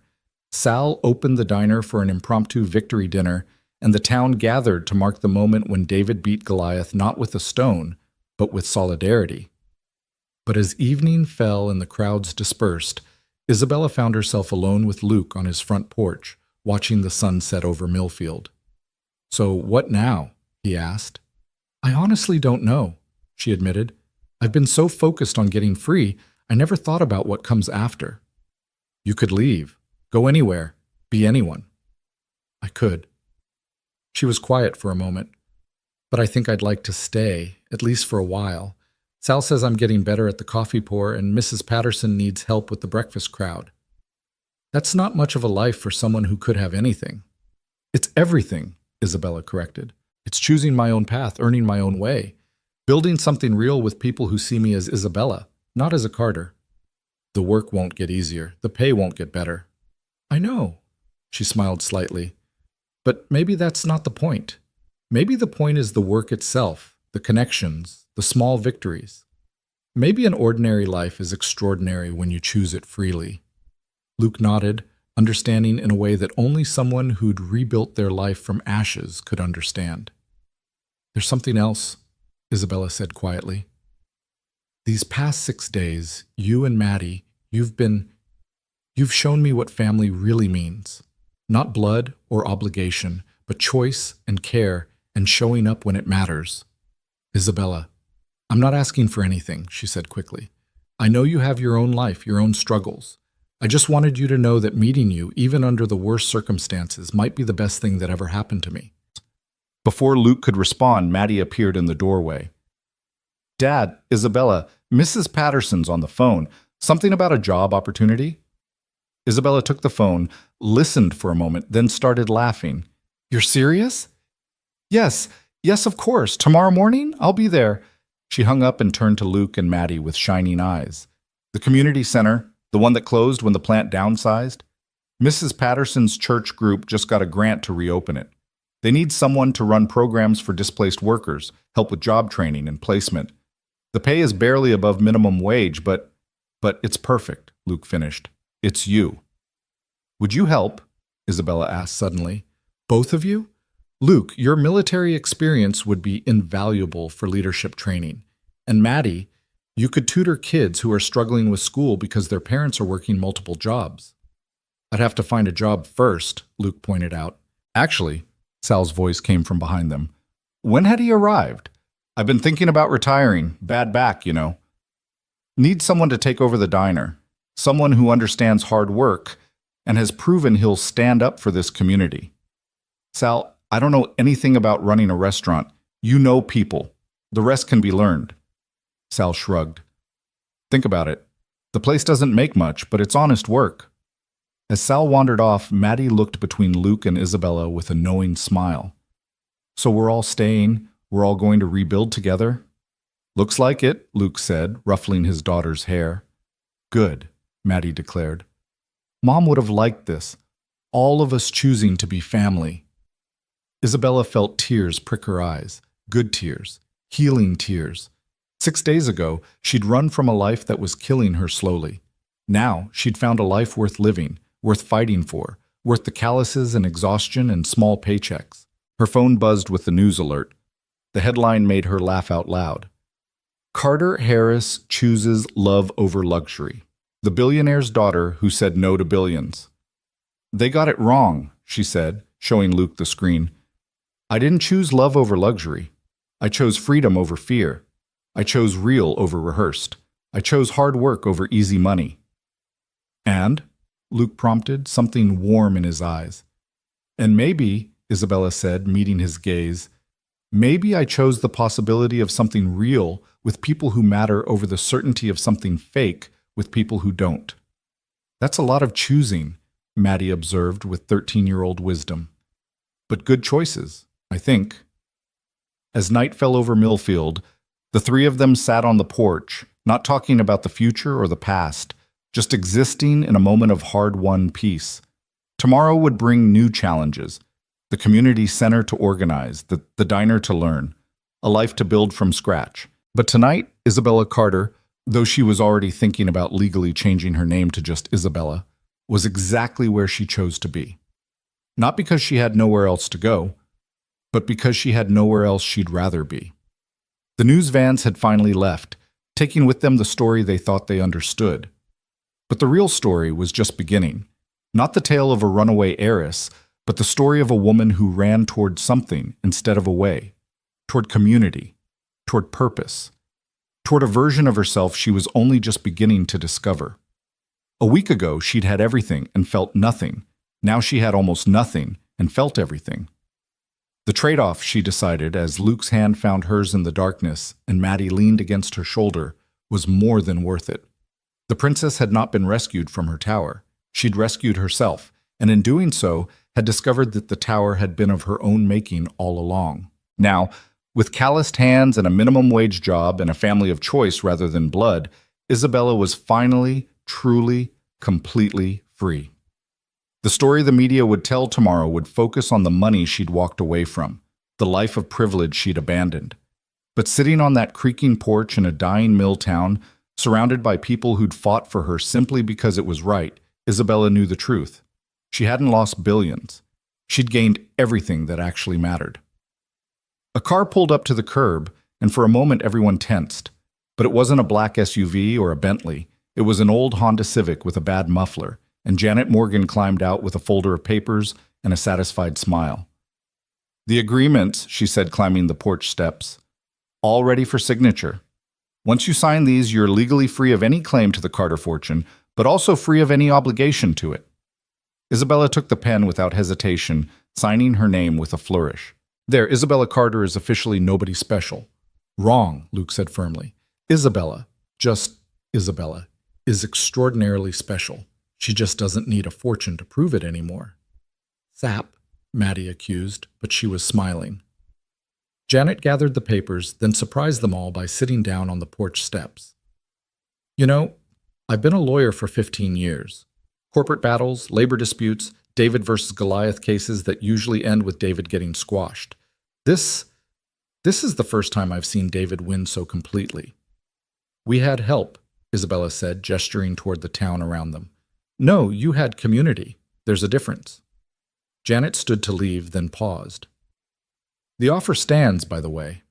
If your father reneges on any of this, if he comes after you or anyone here again, I'll represent you pro bono. Why? Isabella asked. Because what happened here matters. It shows that money isn't the only power in the world. Sometimes courage and community are stronger. She smiled. Plus, it's going to make one hell of a book someday. After Janet left, the three of them remained on the porch. The night was cooling, autumn asserting itself, and Isabella shivered slightly. Luke disappeared inside and returned with a blanket.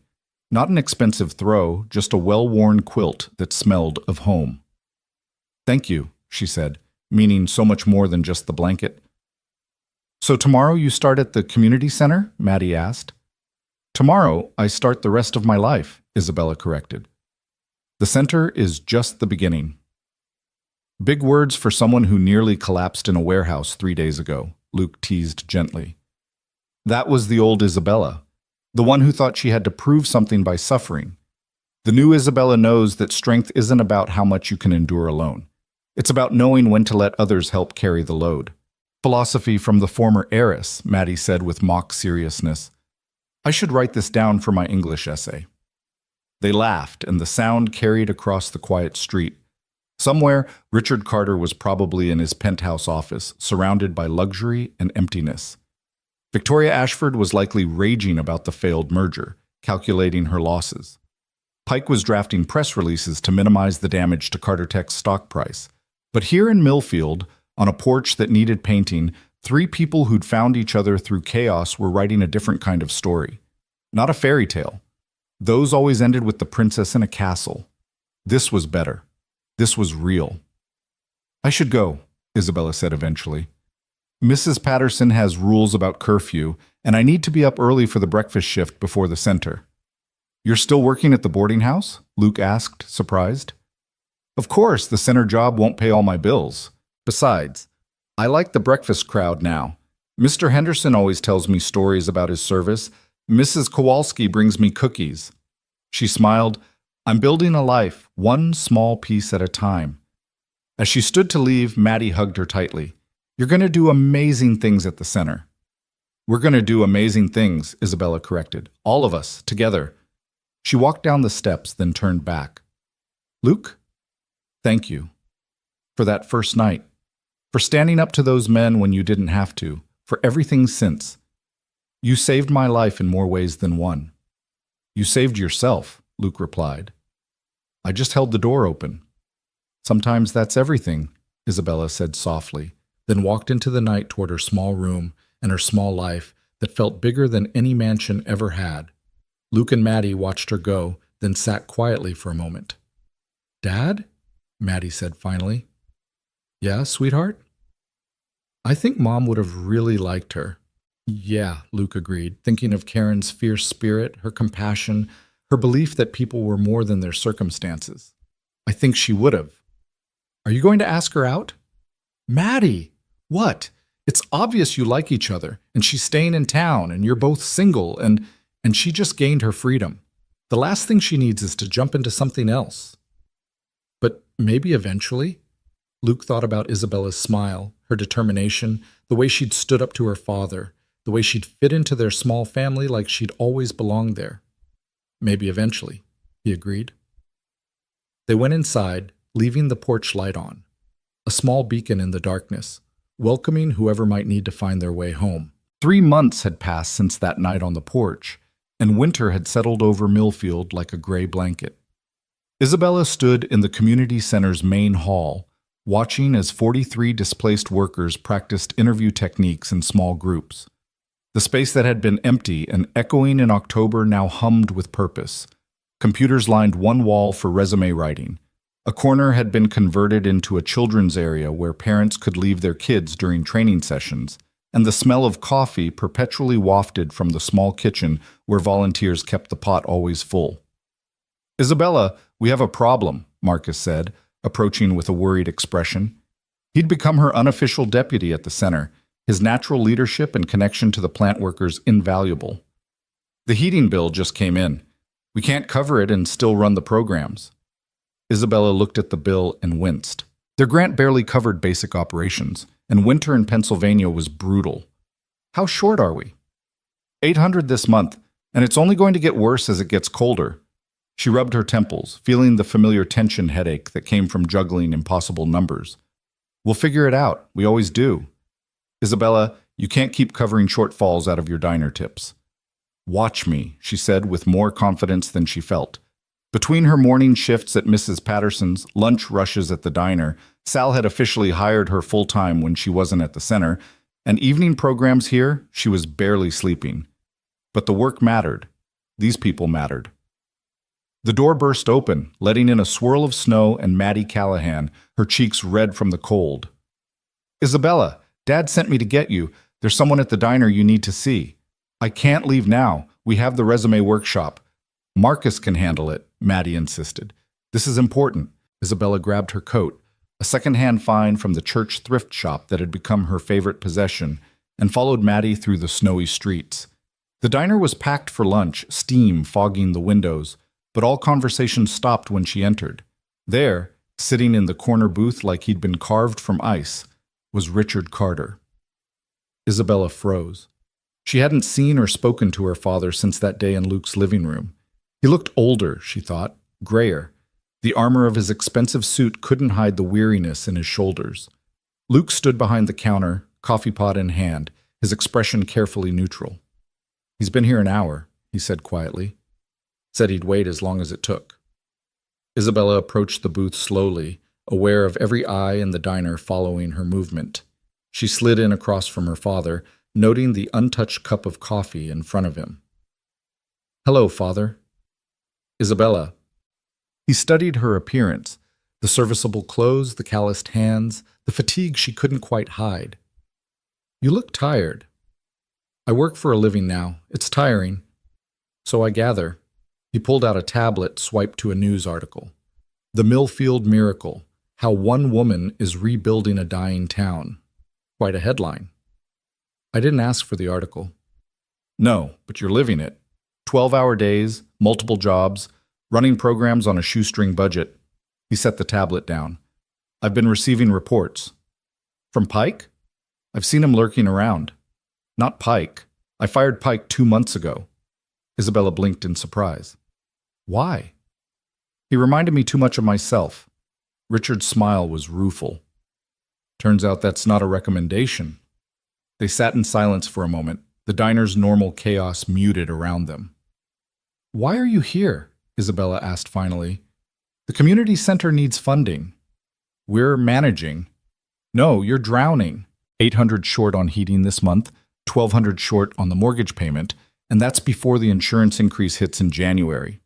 At her shocked expression, he added, "I told you, I've been receiving reports. Your landlady, Mrs. Patterson, is quite forthcoming when properly approached." "You've been talking to Mrs. Patterson?" "She wrote to me, actually. A handwritten letter, if you can believe it. Called me various unflattering names, then suggested I might want to know what my daughter was accomplishing." Isabella glanced toward the kitchen where Mrs. Patterson was probably lurking, eavesdropping. "I don't want your money. I'm not offering it. I'm offering an investment. Carter Tech needs a community relations initiative, something to improve our image after the recent—" He paused, searching for words. "Unpleasantness. The community center could be our pilot program." "Absolutely not. These people aren't PR props for you to—" "500,000 a year," Richard interrupted.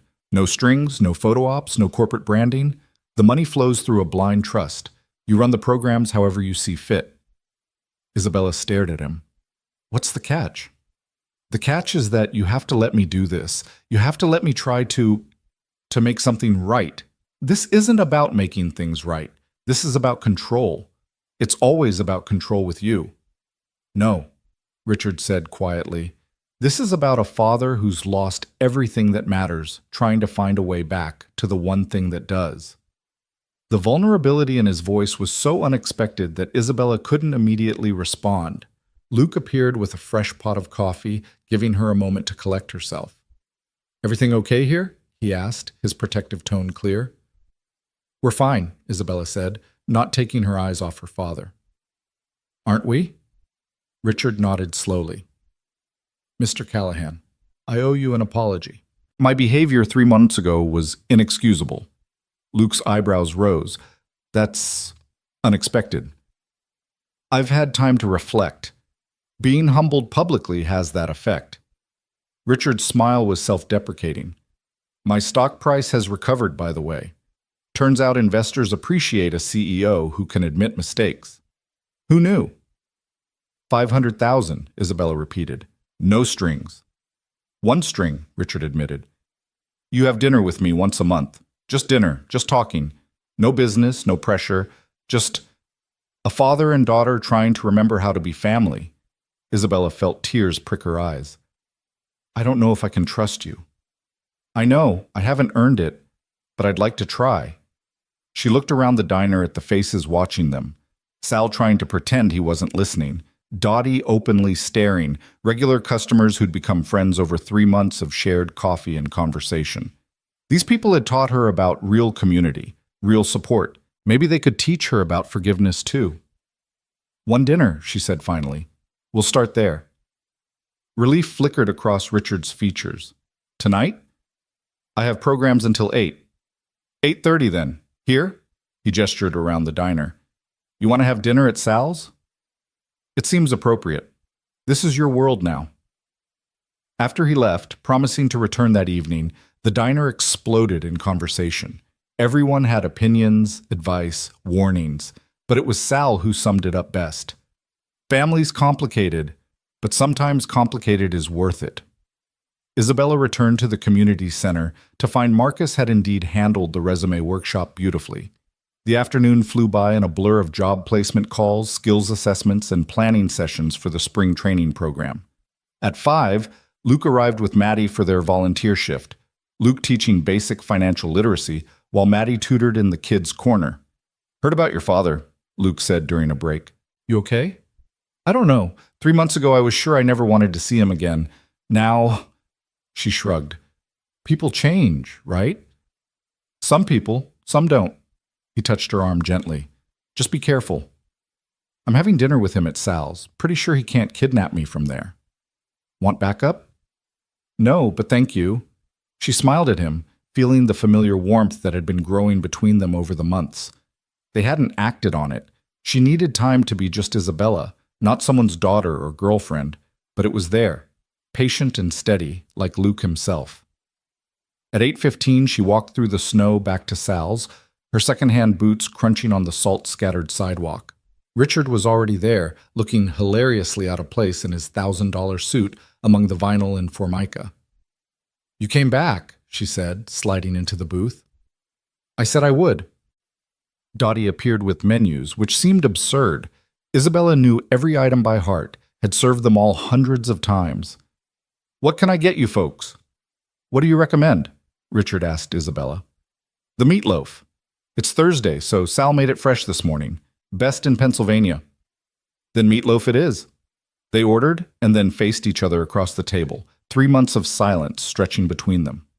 "Tell me about the center," Richard said finally. So she did. She told him about Marcus and his daughter Jasmine, who'd gotten the Carter Foundation scholarship and was thriving at Penn State. About the single mothers who brought their kids to the evening programs because they couldn't afford childcare. About the veterans who came for Luke's financial literacy classes but stayed for the coffee and companionship. About small victories, jobs found, skills learned, dignity preserved despite circumstances. "You're happy," Richard observed when she paused. "Really happy." I am. It's hard. Harder than anything I've ever done, but it's real. It's mine. Your mother would be proud." Isabella's throat tightened. "Don't." Don't use her memory to. I'm not. I'm stating a fact. She would be proud. She always wanted. He stopped, started again. She wanted you to be your own person. I'm the one who tried to make you into something else. Their food arrived, giving them both a moment to regroup. Richard took a bite of meatloaf, his eyes widening slightly. This is actually excellent. Don't sound so surprised. Good food doesn't require white tablecloths. They ate in relative silence for a few minutes, the diner's comfortable chaos around them. Then Richard said, I've been seeing someone. Isabella nearly choked on her coffee. What? A therapist. Pike's firing wasn't the only change I made. I've been trying to understand why I became what I became. And it turns out losing your wife and pushing away your daughter leaves you with nothing but money, which is a cold comfort at 3 a.m. He set down his fork. I'm not asking for forgiveness. I'm not sure I deserve it. I'm just trying to be better. Why should I believe you? You shouldn't. Not yet. But maybe, over time, I can earn it. Isabella studied his face, searching for the calculation that had always been there. She found uncertainty instead, and somehow that was more convincing than any smooth words could have been. The funding for the center, she said. I'll accept it, but with conditions. Name them. Complete transparency. I see all documents, all transfers. The community board has oversight, and if you ever try to use it as leverage, it stops immediately. Agreed. And the dinners, here, always here. My territory. Agreed. And you apologize to Luke, properly. And to Mrs. Patterson and Sal and everyone else you threatened. Well, Richard's jaw tightened, but he nodded. Agreed. They finished their meal, talking carefully about safe topics, the weather, changes in Millfield, anything but the years of hurt between them. When the check came, Richard reached for it, but Isabella was faster. My treat, she said. I work here, remember? Employee discount. Isabella, I can afford. So can I. It's $12, not $12,000. She paid with the tips she'd earned that morning, noting the irony of buying her billionaire father dinner with coffee money. But Richard seemed to understand the gesture, the importance of it. As they stood to leave, he hesitated. Same time next month? Last Thursday of the month, standing date. Thank you, he said simply, and she knew he meant for more than just dinner. After he left, Isabella helped Dottie close up, wiping down tables and refilling salt shakers, the familiar routine soothing her churning emotions. That was a big step, Dottie observed. Maybe too big. Honey, there's no such thing as too big when it comes to forgiveness. Just take it one dinner at a time.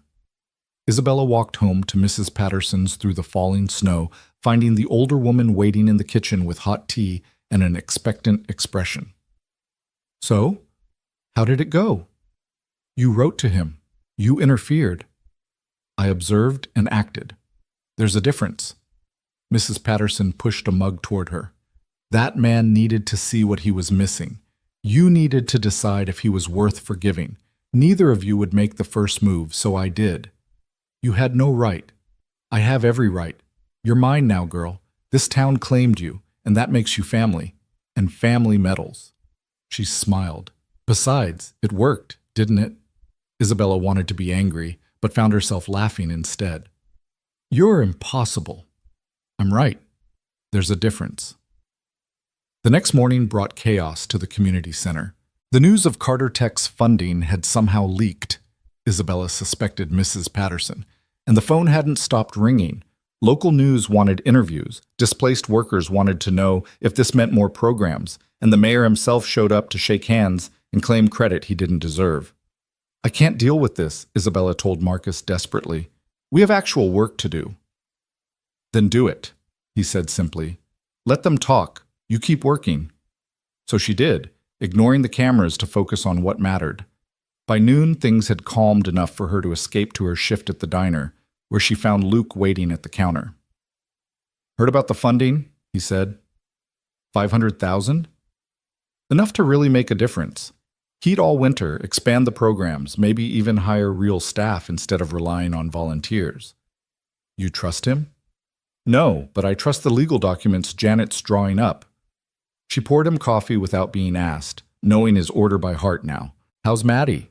Excited about the expansion, she's already planning a whole tutoring program, complete with curriculum.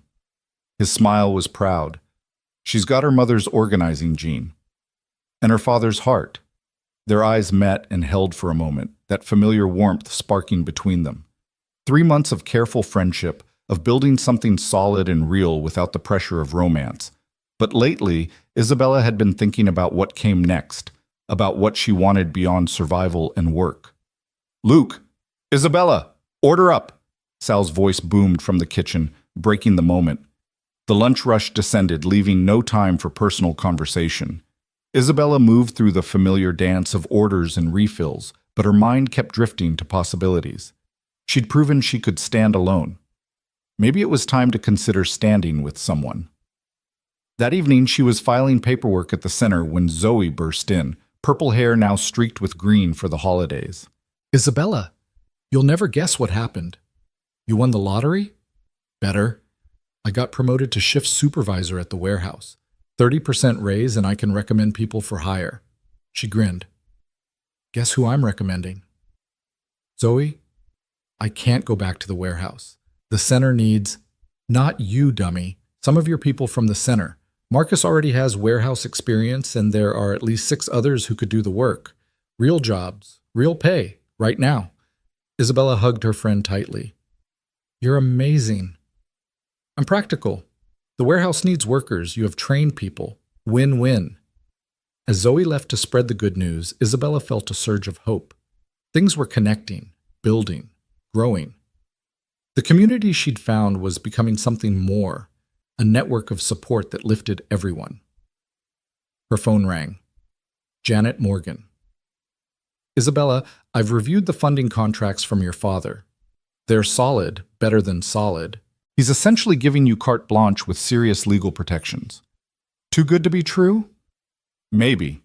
Or maybe a man is trying to buy his way back to redemption. Either way, you're protected." After the call, Isabella sat in the quiet center, thinking about redemption and second chances. Through the window, she could see the snow-covered town, lights beginning to twinkle in windows as families gathered for dinner. 3 months ago, she'd been a stranger here. Now she was part of the fabric of this place, woven into its struggles and hopes. A knock at the door interrupted her thoughts. Luke stood there with 2 cups of hot chocolate from the cafe down the street. "Thought you could use this," he said, offering her a cup. "You thought right." She took a sip, savoring the warmth. "Want to sit?" They settled on the worn couch in the reception area, the one donated by the Methodist Church that had seen better decades but was perfectly comfortable. "I've been thinking," Luke started, then stopped. "This is harder than diffusing IEDs." "What is?" "Asking you to dinner. A real dinner, not grabbing food between shifts. A date dinner." Isabella felt her heart skip. "Luke, I know you needed time, space to be yourself, find your feet. And if you still need that, I understand. But Isabella, these 3 months, watching you build this life, seeing your strength and compassion and stubbornness, which is considerable, by the way, I've fallen for you.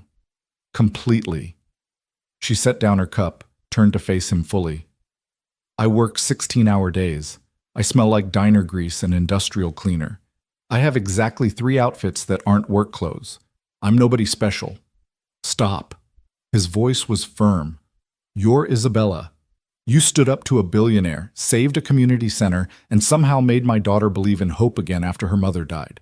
You're the most special person I know." "Maddie's okay with this?" Luke laughed. "Maddie's been trying to set us up for 2 months. She'll probably throw a party when I tell her." Isabella thought about all the reasons to say no. She was still finding herself, still building her life. Romance would complicate things. But then she looked at Luke, steady, kind Luke, who'd stood by her from the beginning, who'd risked everything for a stranger, who saw her as Isabella, just Isabella, and always had. "Okay," she said softly. "Okay." "Dinner. A real dinner, but not anywhere fancy. I don't do fancy anymore." "How about my place? I'll cook. Maddie will pretend to have homework in her room but actually eavesdrop." "Sounds perfect." He kissed her then, gentle and sure, and Isabella felt something slot into place, not completing her because she was already complete, but complementing her, adding warmth to her carefully built life. When they pulled apart, she was smiling. "We should probably tell Maddie before the whole town finds out." "Too late," Luke said, pointing to the window where Maddie stood outside, grinning and giving them a thumbs up. "I think she's been watching for a while." Maddie burst in, throwing her arms around both of them. "Finally! Do you know how frustrating it's been watching you two dance around each other?" "We weren't dancing," Isabella started. "You were totally dancing, but it's okay. You needed time. I get it." Maddie pulled back, suddenly serious. "Isabella, you know you're already family, right? This just makes it official." Isabella felt tears spring to her eyes. Family. She'd run from one that tried to own her and found one that simply loved her. "I know," she whispered. They stayed there as the snow continued to fall outside.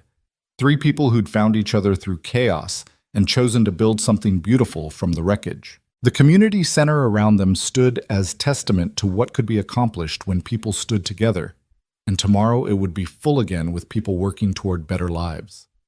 Isabella's phone buzzed with a text from her father. "Thank you for tonight, for the chance. I won't waste it." She showed it to Luke, who read it thoughtfully. "People can change," he said. "Sometimes." "Sometimes is enough," Isabella replied, thinking of all the changes that had brought her here, from penthouse to boarding house, from heiress to waitress, from alone to surrounded by chosen family. The future stretched ahead, uncertain but bright. The center would grow with the new funding. Luke would take over the diner from Sal, who was ready to retire. Maddie would finish middle school and head to high school, brilliant and confident. Isabella would continue building programs, changing lives one job placement at a time. And somewhere in that future, maybe Richard Carter would become the father he should have been all along. Maybe not. But the possibility existed now where it hadn't before. "We should go," Luke said eventually. "Long day tomorrow." "Every day is a long day," Isabella replied, but she was smiling. They bundled up against the cold and stepped out into the snowy night, Maddie between them, their footprints marking a path through the white blanket covering Main Street. Behind them, the community center stood dark but ready, waiting for tomorrow's challenges and victories. As they walked, Isabella thought about the journey that had brought her here, the desperate flight from a life that wasn't hers, the gas station fight, the week that had nearly broken her, the choice to stay and build rather than run and hide. Every step had been hard, but every step had been hers. "Penny for your thoughts," Luke said. "Just thinking about how different everything is from 6 months ago." Better different or worse different? Isabella looked at him, at Maddie, at the town that had become home, at the life she'd built with her own hands and determination, and the help of people who owed her nothing but gave her everything. "Better," she said with absolute certainty. "Definitely better." They reached Luke's house, the porch light still on, that beacon that had welcomed her on the worst night of her life and now welcomed her home. Tomorrow would bring new challenges. The heating bills would still be tight, despite the funding. The displaced workers would still need jobs. The balance between forgiveness and caution with her father would be delicate. But tonight, she was exactly where she belonged, with people who loved her for who she was, not what she represented or what she could provide. Tonight, she was just Isabella, diner waitress, community organizer, chosen daughter, maybe girlfriend, definitely family. The girl who'd run from everything had finally found something worth running toward, and she was never letting go. Spring arrived in Millfield with a burst of energy that matched the transformation taking place throughout the town. The community center had become the heartbeat of revival, and Isabella stood in its renovated main hall, watching as the governor himself toured the facility. 6 months had passed since that snowy night when she'd accepted both her father's funding and Luke's love, and the changes were remarkable. "This is extraordinary," Governor Walsh was saying, his political smile genuine for once. 6 months ago, this town was dying. Now you have job placement rates exceeding 60%, new businesses opening, families staying instead of leaving. Isabella walked him through the programs, pride evident in every gesture. The computer lab hummed with activity as people learned coding and digital marketing. The industrial training room, built with the first installment of Carter Tech funding, prepared workers for jobs in renewable energy, the sector Isabella had identified as Pennsylvania's future. The childcare center meant parents could attend classes without worry. And this all started with one woman refusing to give up, the governor said, clearly angling for a photo opportunity. It started with a community refusing to give up, Isabella corrected. I just helped organize what was already here. Marcus appeared at her elbow, his supervisor badge from the warehouse glinting. Isabella, we have a situation. She excused herself from the governor, following Marcus to the office where Luke sat with a grim expression, papers spread before him. What's wrong? She asked. Sal's medical bills, Luke said quietly. His cancer's back and the treatment isn't covered. He's talking about selling the diner to pay for it. Isabella's heart sank. Sal had become like a grandfather to her, gruff and loving in equal measure.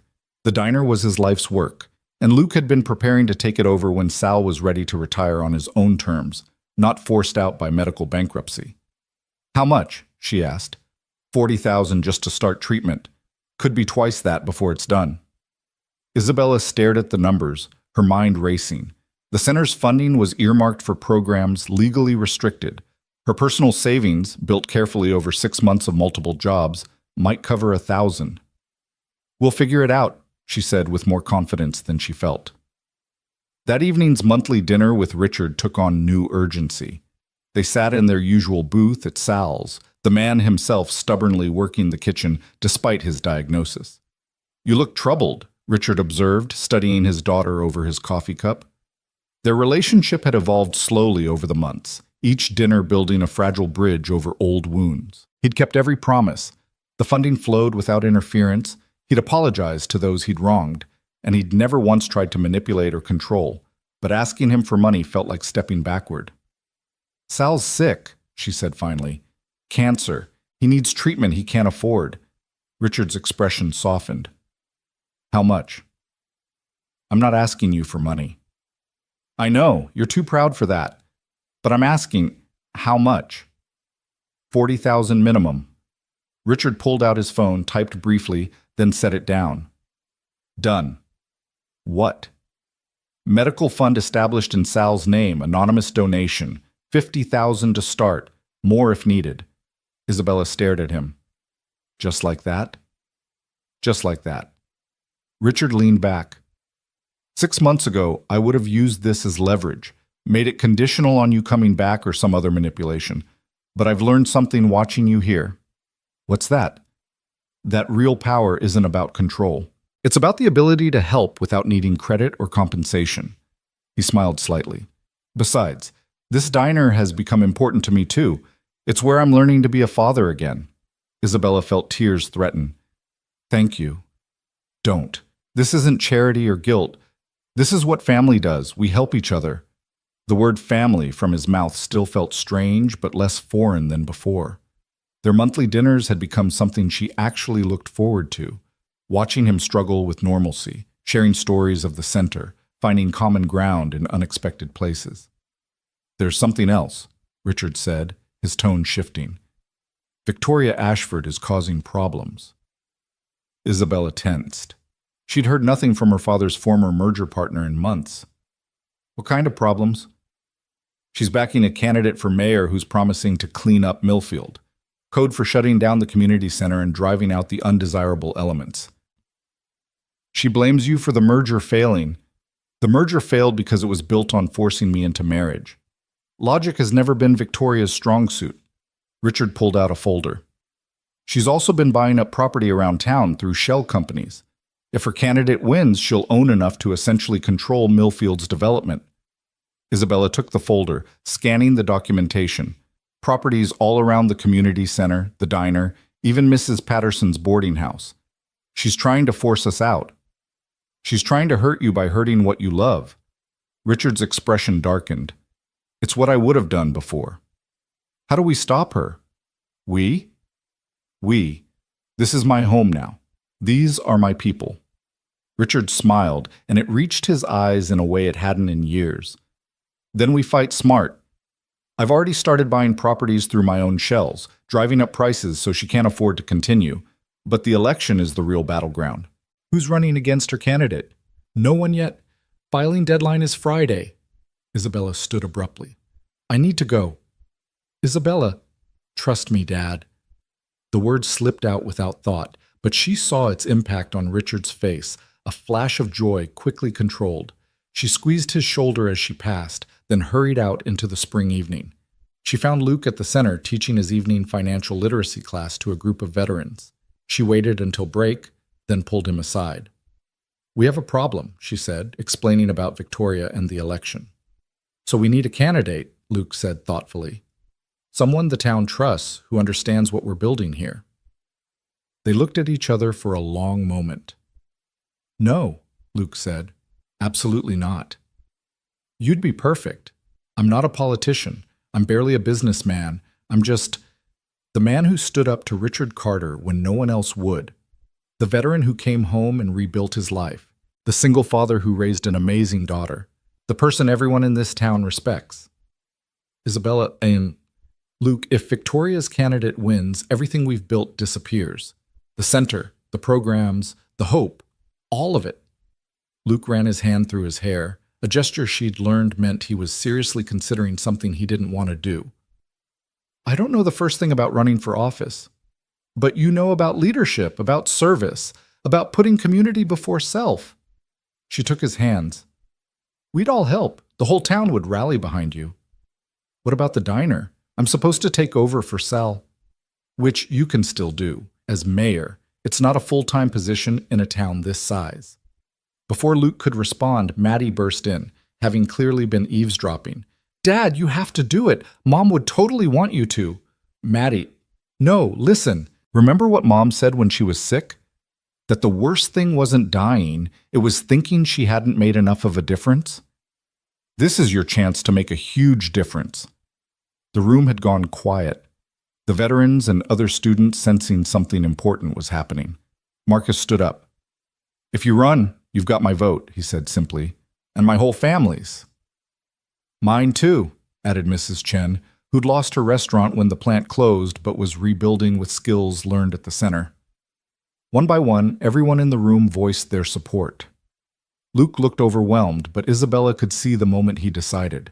The same look he'd had that night at the gas station, a man who saw what needed to be done and couldn't walk away. "All right," he said quietly. "I'll run." The room erupted in cheers, and Isabella kissed him soundly, not caring who saw. This was her family, her community, and they were going to fight for it. The next 3 days were a whirlwind of paperwork, signatures, and grassroots organizing. Isabella barely slept, coordinating volunteers while maintaining her shifts at the diner and programs at the center. The filing deadline was noon on Friday, and they made it with 17 minutes to spare. Victoria's response was swift and vicious. By Saturday, attack ads were running in the local paper, painting Luke as an unstable veteran, Isabella as a spoiled rich girl playing at poverty, and the community center as a drain on resources that should go to real residents. "Real residents," Sal spat, reading the paper at the diner. "I've lived here 70 years. These people telling me what's real?" The diner had become unofficial campaign headquarters, with strategy sessions over coffee and volunteer coordination between orders. Sal, despite his illness, insisted on keeping regular hours, claiming the work kept him going. "We need to respond," Janet Morgan said, having driven up from Pittsburgh to help with the legal aspects of the campaign, but not with attacks, with truth. "The truth is that Victoria Ashford is trying to buy our town," Isabella said, "so let's show people exactly what that means."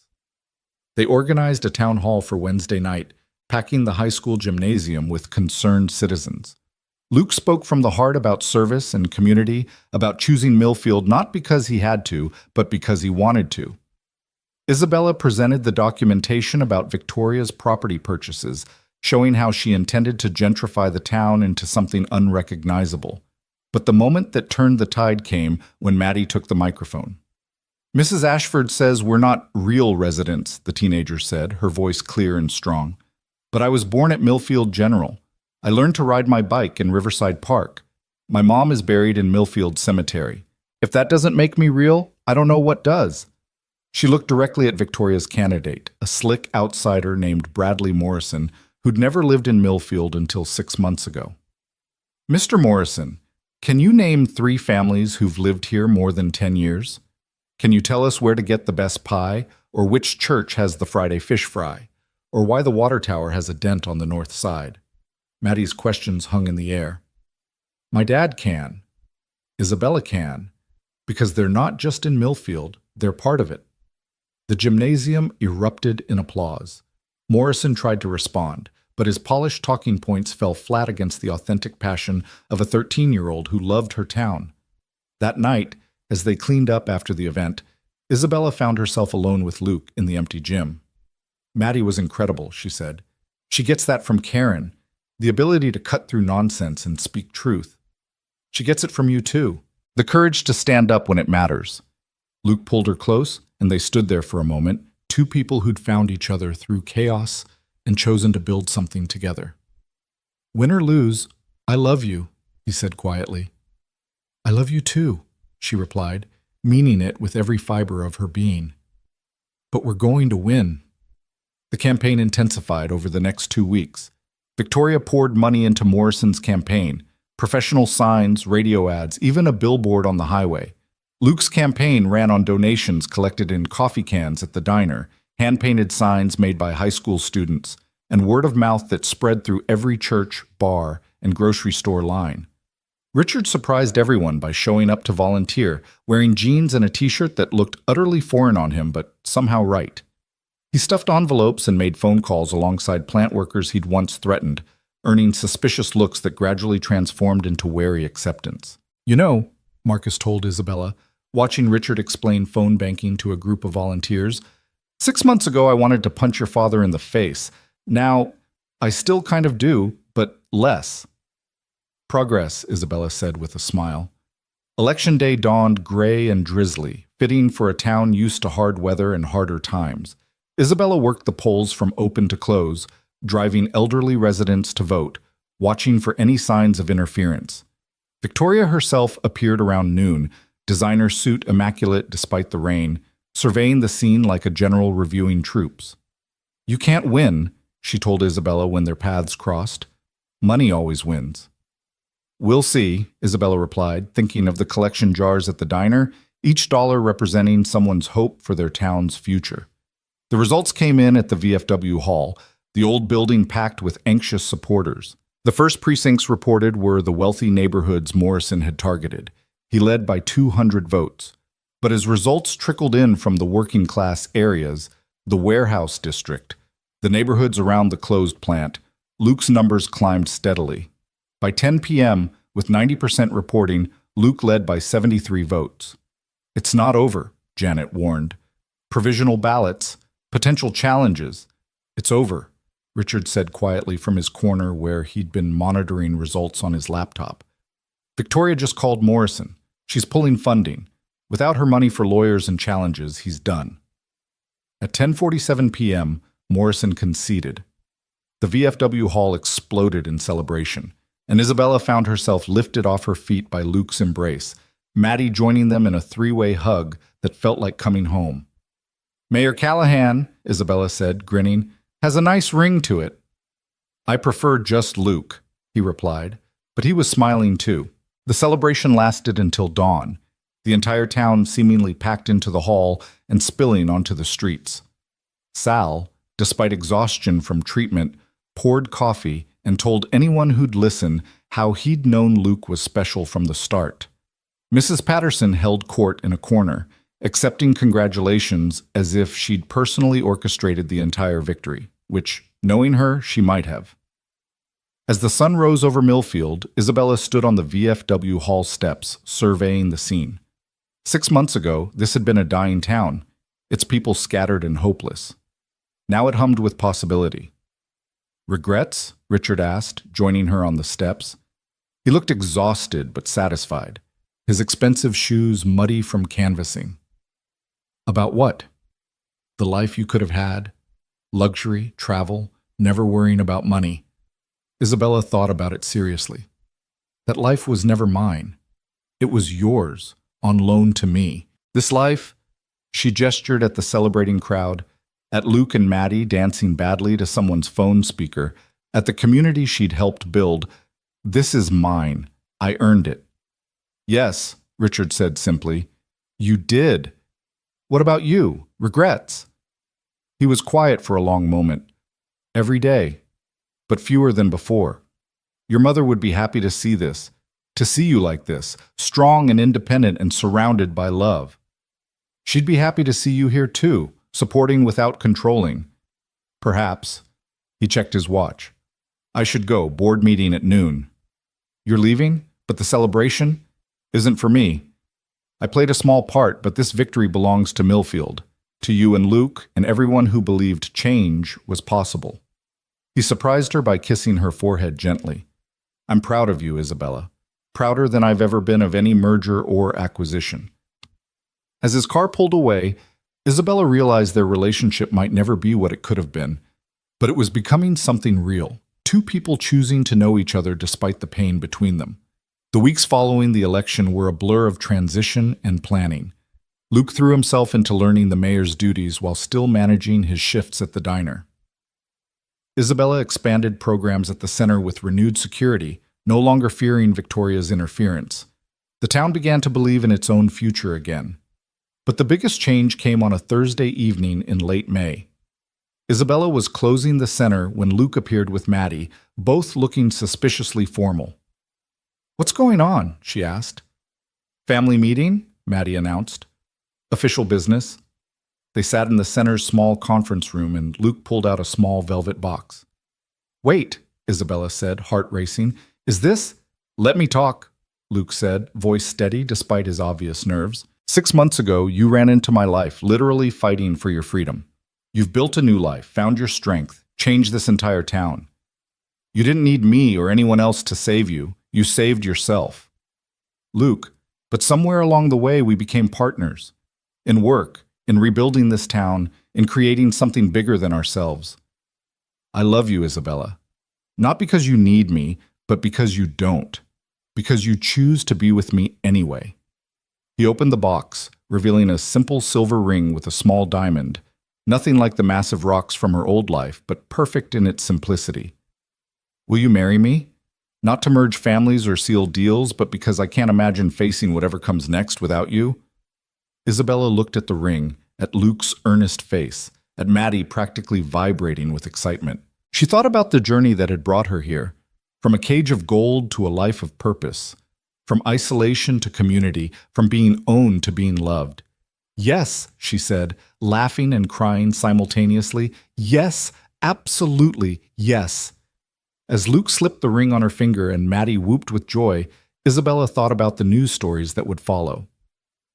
Billionaire heiress marries small-town mayor. They'd probably call it a fairy tale. But fairy tales ended with princesses and castles. This was better. This was real life, messy and difficult and absolutely perfect. She was marrying Luke not because he could give her everything, but because he'd stood by her while she learned to stand alone. She was gaining a daughter who'd claimed her as family before romance ever entered the picture. She was cementing her place in a community that had embraced her not for her name or money, but for her work and heart. That night, as the news spread through Millfield at the speed of small-town gossip, the diner filled with well-wishers. Sal, looking healthier thanks to treatment, gruffly offered to cater the wedding. Mrs. Patterson immediately began planning decorations. Marcus started a pool on whether Richard would cry at the ceremony.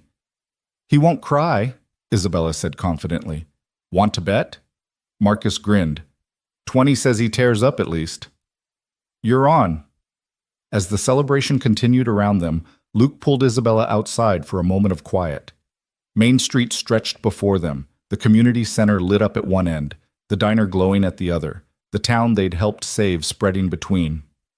No second thoughts? He asked. Never, she replied. This is exactly where I'm supposed to be. 6 months ago, she'd run from everything she'd known. Now she was running toward a future she'd chosen, with people who loved her for exactly who she was. The spoiled heiress was gone, replaced by Isabella, just Isabella, who served coffee, organized job programs, and was about to become Maddie's stepmother and Luke's wife. Some would say she'd fallen from grace, traded riches for rags. But standing there on Main Street, surrounded by the life she'd built and the family she'd chosen, Isabella knew the truth. She hadn't fallen at all. She'd risen. The wedding was planned for September, a simple ceremony at the community center followed by a reception at the diner. Nothing like the society wedding her father had once envisioned, but everything Isabella had ever actually wanted. As spring turned to summer, the town threw itself into preparations with an enthusiasm that suggested this wasn't just a wedding, it was a celebration of everything they'd overcome. Richard visited more frequently now, ostensibly to help with the center's expansion, but really to be part of the planning. Watching him try to understand the concept of a potluck reception was worth every awkward family dinner they'd shared. People just bring food? Without assignments? Without coordination? It's called community, Dad, Isabella explained patiently. People contribute what they can. But what if everyone brings potato salad?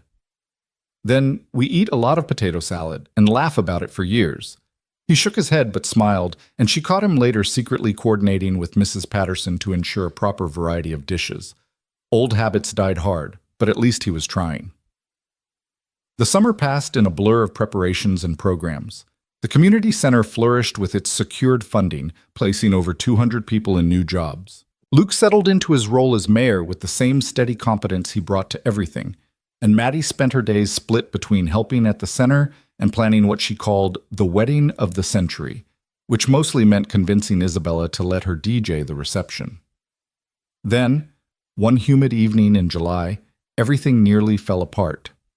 Isabella was reviewing resumes at the center when the door burst open. Victoria Ashford stood there, but not the polished, controlled Victoria she knew. This woman looked desperate, her usually perfect hair disheveled, her designer dress wrinkled. "I need your help," Victoria said without preamble. Isabella set down her pen carefully. "I'm listening." "Morrison wasn't just my mayoral candidate, we were involved, personally." Victoria's voice cracked. "He's disappeared with $3 million of my money. And you're telling me this because? Because your father says you're the only one who might help me." Victoria sank into a chair, all pretense gone. "I've lost everything betting against you. The money, my reputation, my position on various boards. I came here to destroy you, and instead, you destroyed yourself," Isabella finished, but without satisfaction. She'd learned that revenge was a cold comfort compared to building something positive. "Will you help me?" Victoria asked, and the proud woman actually looked humble. Isabella thought about all the harm Victoria had tried to cause, the threats, the attempts to destroy everything she'd built. Then she thought about second chances, about her father slowly earning forgiveness, about the power of choosing grace over grievance. "I'll help you find Morrison and recover what we can," Isabella said finally. "But you work for it. 20 hours a week at the community center, helping people find jobs. You learn what real work means, what these people you called undesirable are actually like." Victoria's face cycled through outrage, disbelief, and finally resignation. "Fine." It took 3 weeks to track Morrison down. He'd fled to the Caymans, but hadn't covered his tracks well. Richard's lawyers and Janet's legal expertise recovered about half the money. But the real transformation was watching Victoria work at the center, her manicured hands eventually adapting to filing and phone calls, her attitude shifting from disdain to grudging respect to actual investment in the people she was helping. "She's not terrible," Marcus admitted one day. "Once you get past the stick up her." "Marcus," Isabella warned, but she was smiling. By the time September arrived, Victoria was a regular volunteer, still designer-dressed, but genuinely committed to the work. She'd even started dating Tom from the hardware store, a widower who didn't care about her money, what was left of it, but liked her newfound humility. The wedding day dawned perfect, one of those September mornings where summer and fall shook hands in the sky. Isabella stood in her room at Mrs. Patterson's. She'd insisted on getting ready there where her new life had begun, wearing a simple white dress from a consignment shop that Maddie had helped her choose. "You look beautiful," Mrs. Patterson said, tears in her eyes. "Like a real bride, not one of those magazine mannequins." "Thanks, I think."